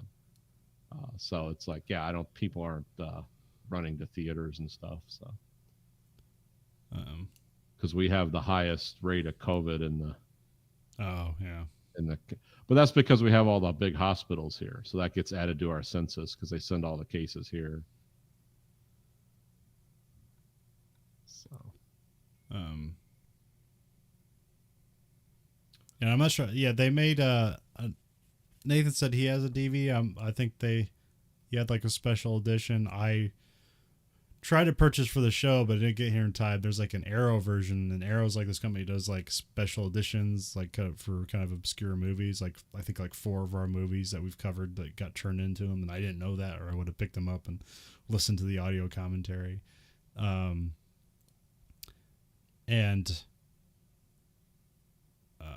So yeah, this sort of has a following. I don't know big Southland fans, but Well, I think people that are fans of Donnie Darko and are fans of his work, yeah, there's probably a following.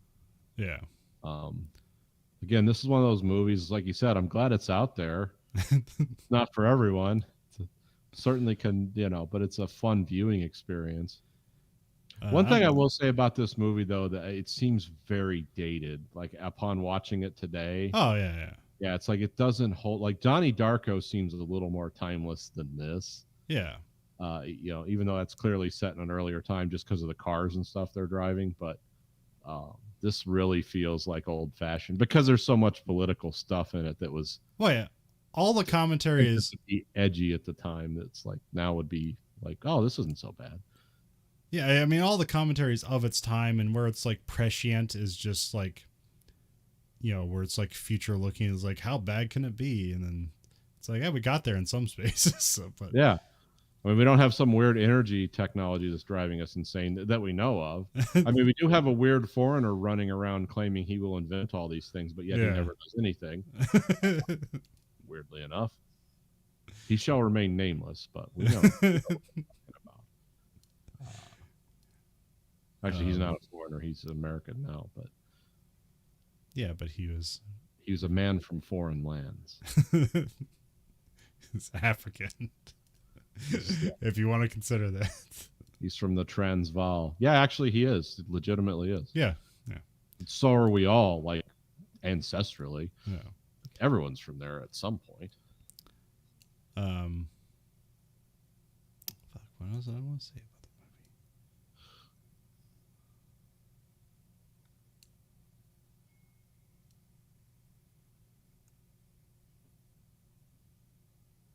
movie? This is something this is one of those movies. You know that Wim Wenders film Until the End of the World? Oh, I can't remember. It's like John Hurt in it and a bunch of people. Don't think. I don't think I've seen any of his movies. Did that guy make like Witch or something like that? No, that's someone else. Oh, that's Von Trier. That's whatever Von Trier or whatever his name Yeah. is. No, Wim Wenders is a German director who makes pretty Oh, strange. these are older movies. Yeah, it's from like Oh, the okay. 90s. Yeah. Okay. And it's a movie. I think there's a 5-hour cut of it, and it's just a lot of like 90s angst in a movie. So I like it, but it was not well received, and a lot of people say it's like, oh, this is the cure for insomnia. But I liked it. It's one of those things. I think they should remake it every 10 years. Different director, but the same idea, but with kind of upgraded. I'm starting to wonder if Southland Tales doesn't need to fall into that category of every 10 years we're making a new one.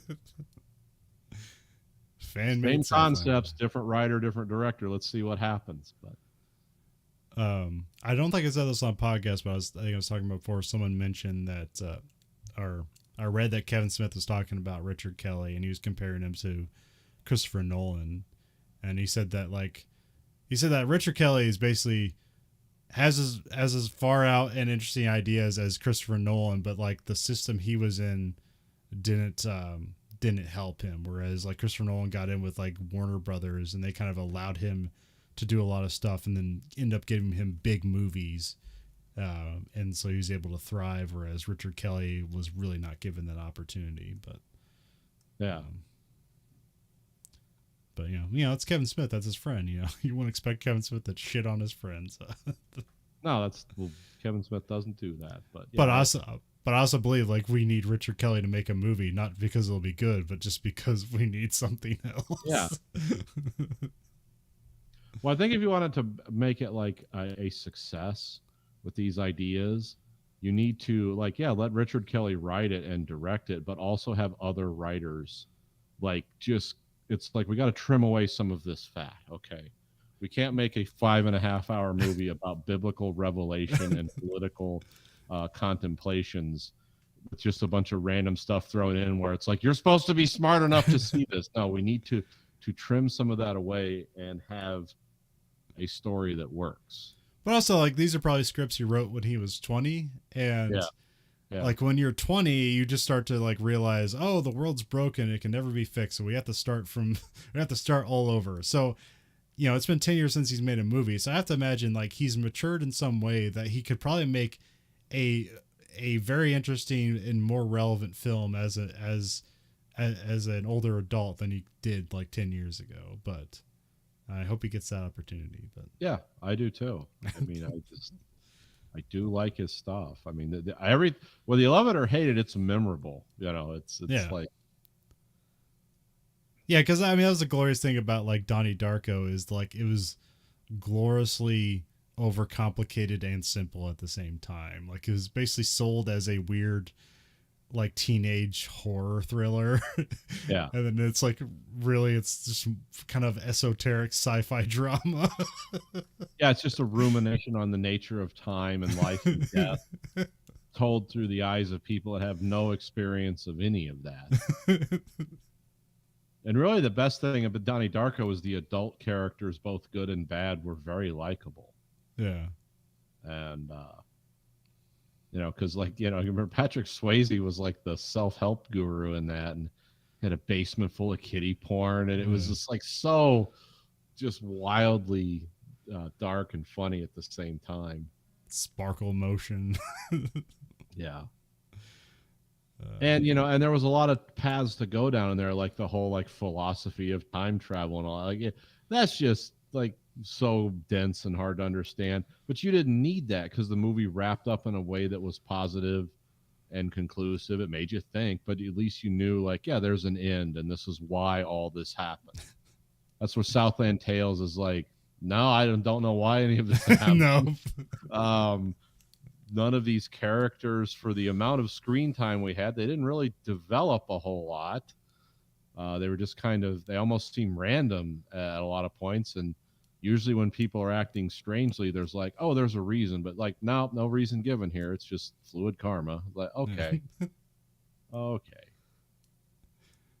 How do I invest in a character who is just psychologically deconstructing in front of me, where I have no baseline for how she was before. It's like I'm just seeing people acting strangely. And a lot of things in the commentary that I saw is him like saying like you gotta read the books, and I'll tell you, they add more like context, but they don't absolve you of that problem. No, it's still a mystery why anybody does anything. Yeah. Well, if you like what you heard, and how couldn't you can find us at anchor.fm/Verhoeven Effect, or you can go to verhoeveneffect.com. It takes you to the same spot. You can rate our podcast whatever you want, but the only thing the algorithm listens to is the highest rating. So remember, you control the algorithm doesn't control you. But yeah, that should probably be Richard Kelly's next movie, The Algorithm. I'm writing for Jeff Vandermeer to write the Spider Burden. What's Spider Burden? Remember I said I was reading that article once, and like if all the spiders in the world went cannibalistic, they would literally eat the entire planet in like a year. And I was trying to think, well, who would write a book? Oh yeah, the Annihilation guy. Spider Burden, a new novel. It's people being eaten by spiders and being philosophical about it. It'd be great. Yeah, because then you could sell it as just a horror movie, and then you could add some like intellectual like background stuff that'd be interesting. Yeah. This is what happens when we use fossil fuels, spider teeth. We have listener support at verhoeveneffect.com, where you can sponsor us a monthly stipend, either 99 cents, $4.99, or $9.99. You can find us at Twitter at Verhoeven Effect, Facebook at Verhoeven Effect. You can find us on YouTube at American Greed Factory. You can watch both this show and that show live and unedited. And we also have t-shirts at belowthecollar.com/Greed Factory. So for the Verhoeven Effect podcast, I'm Colin. I'm Nathan. Goodbye, America.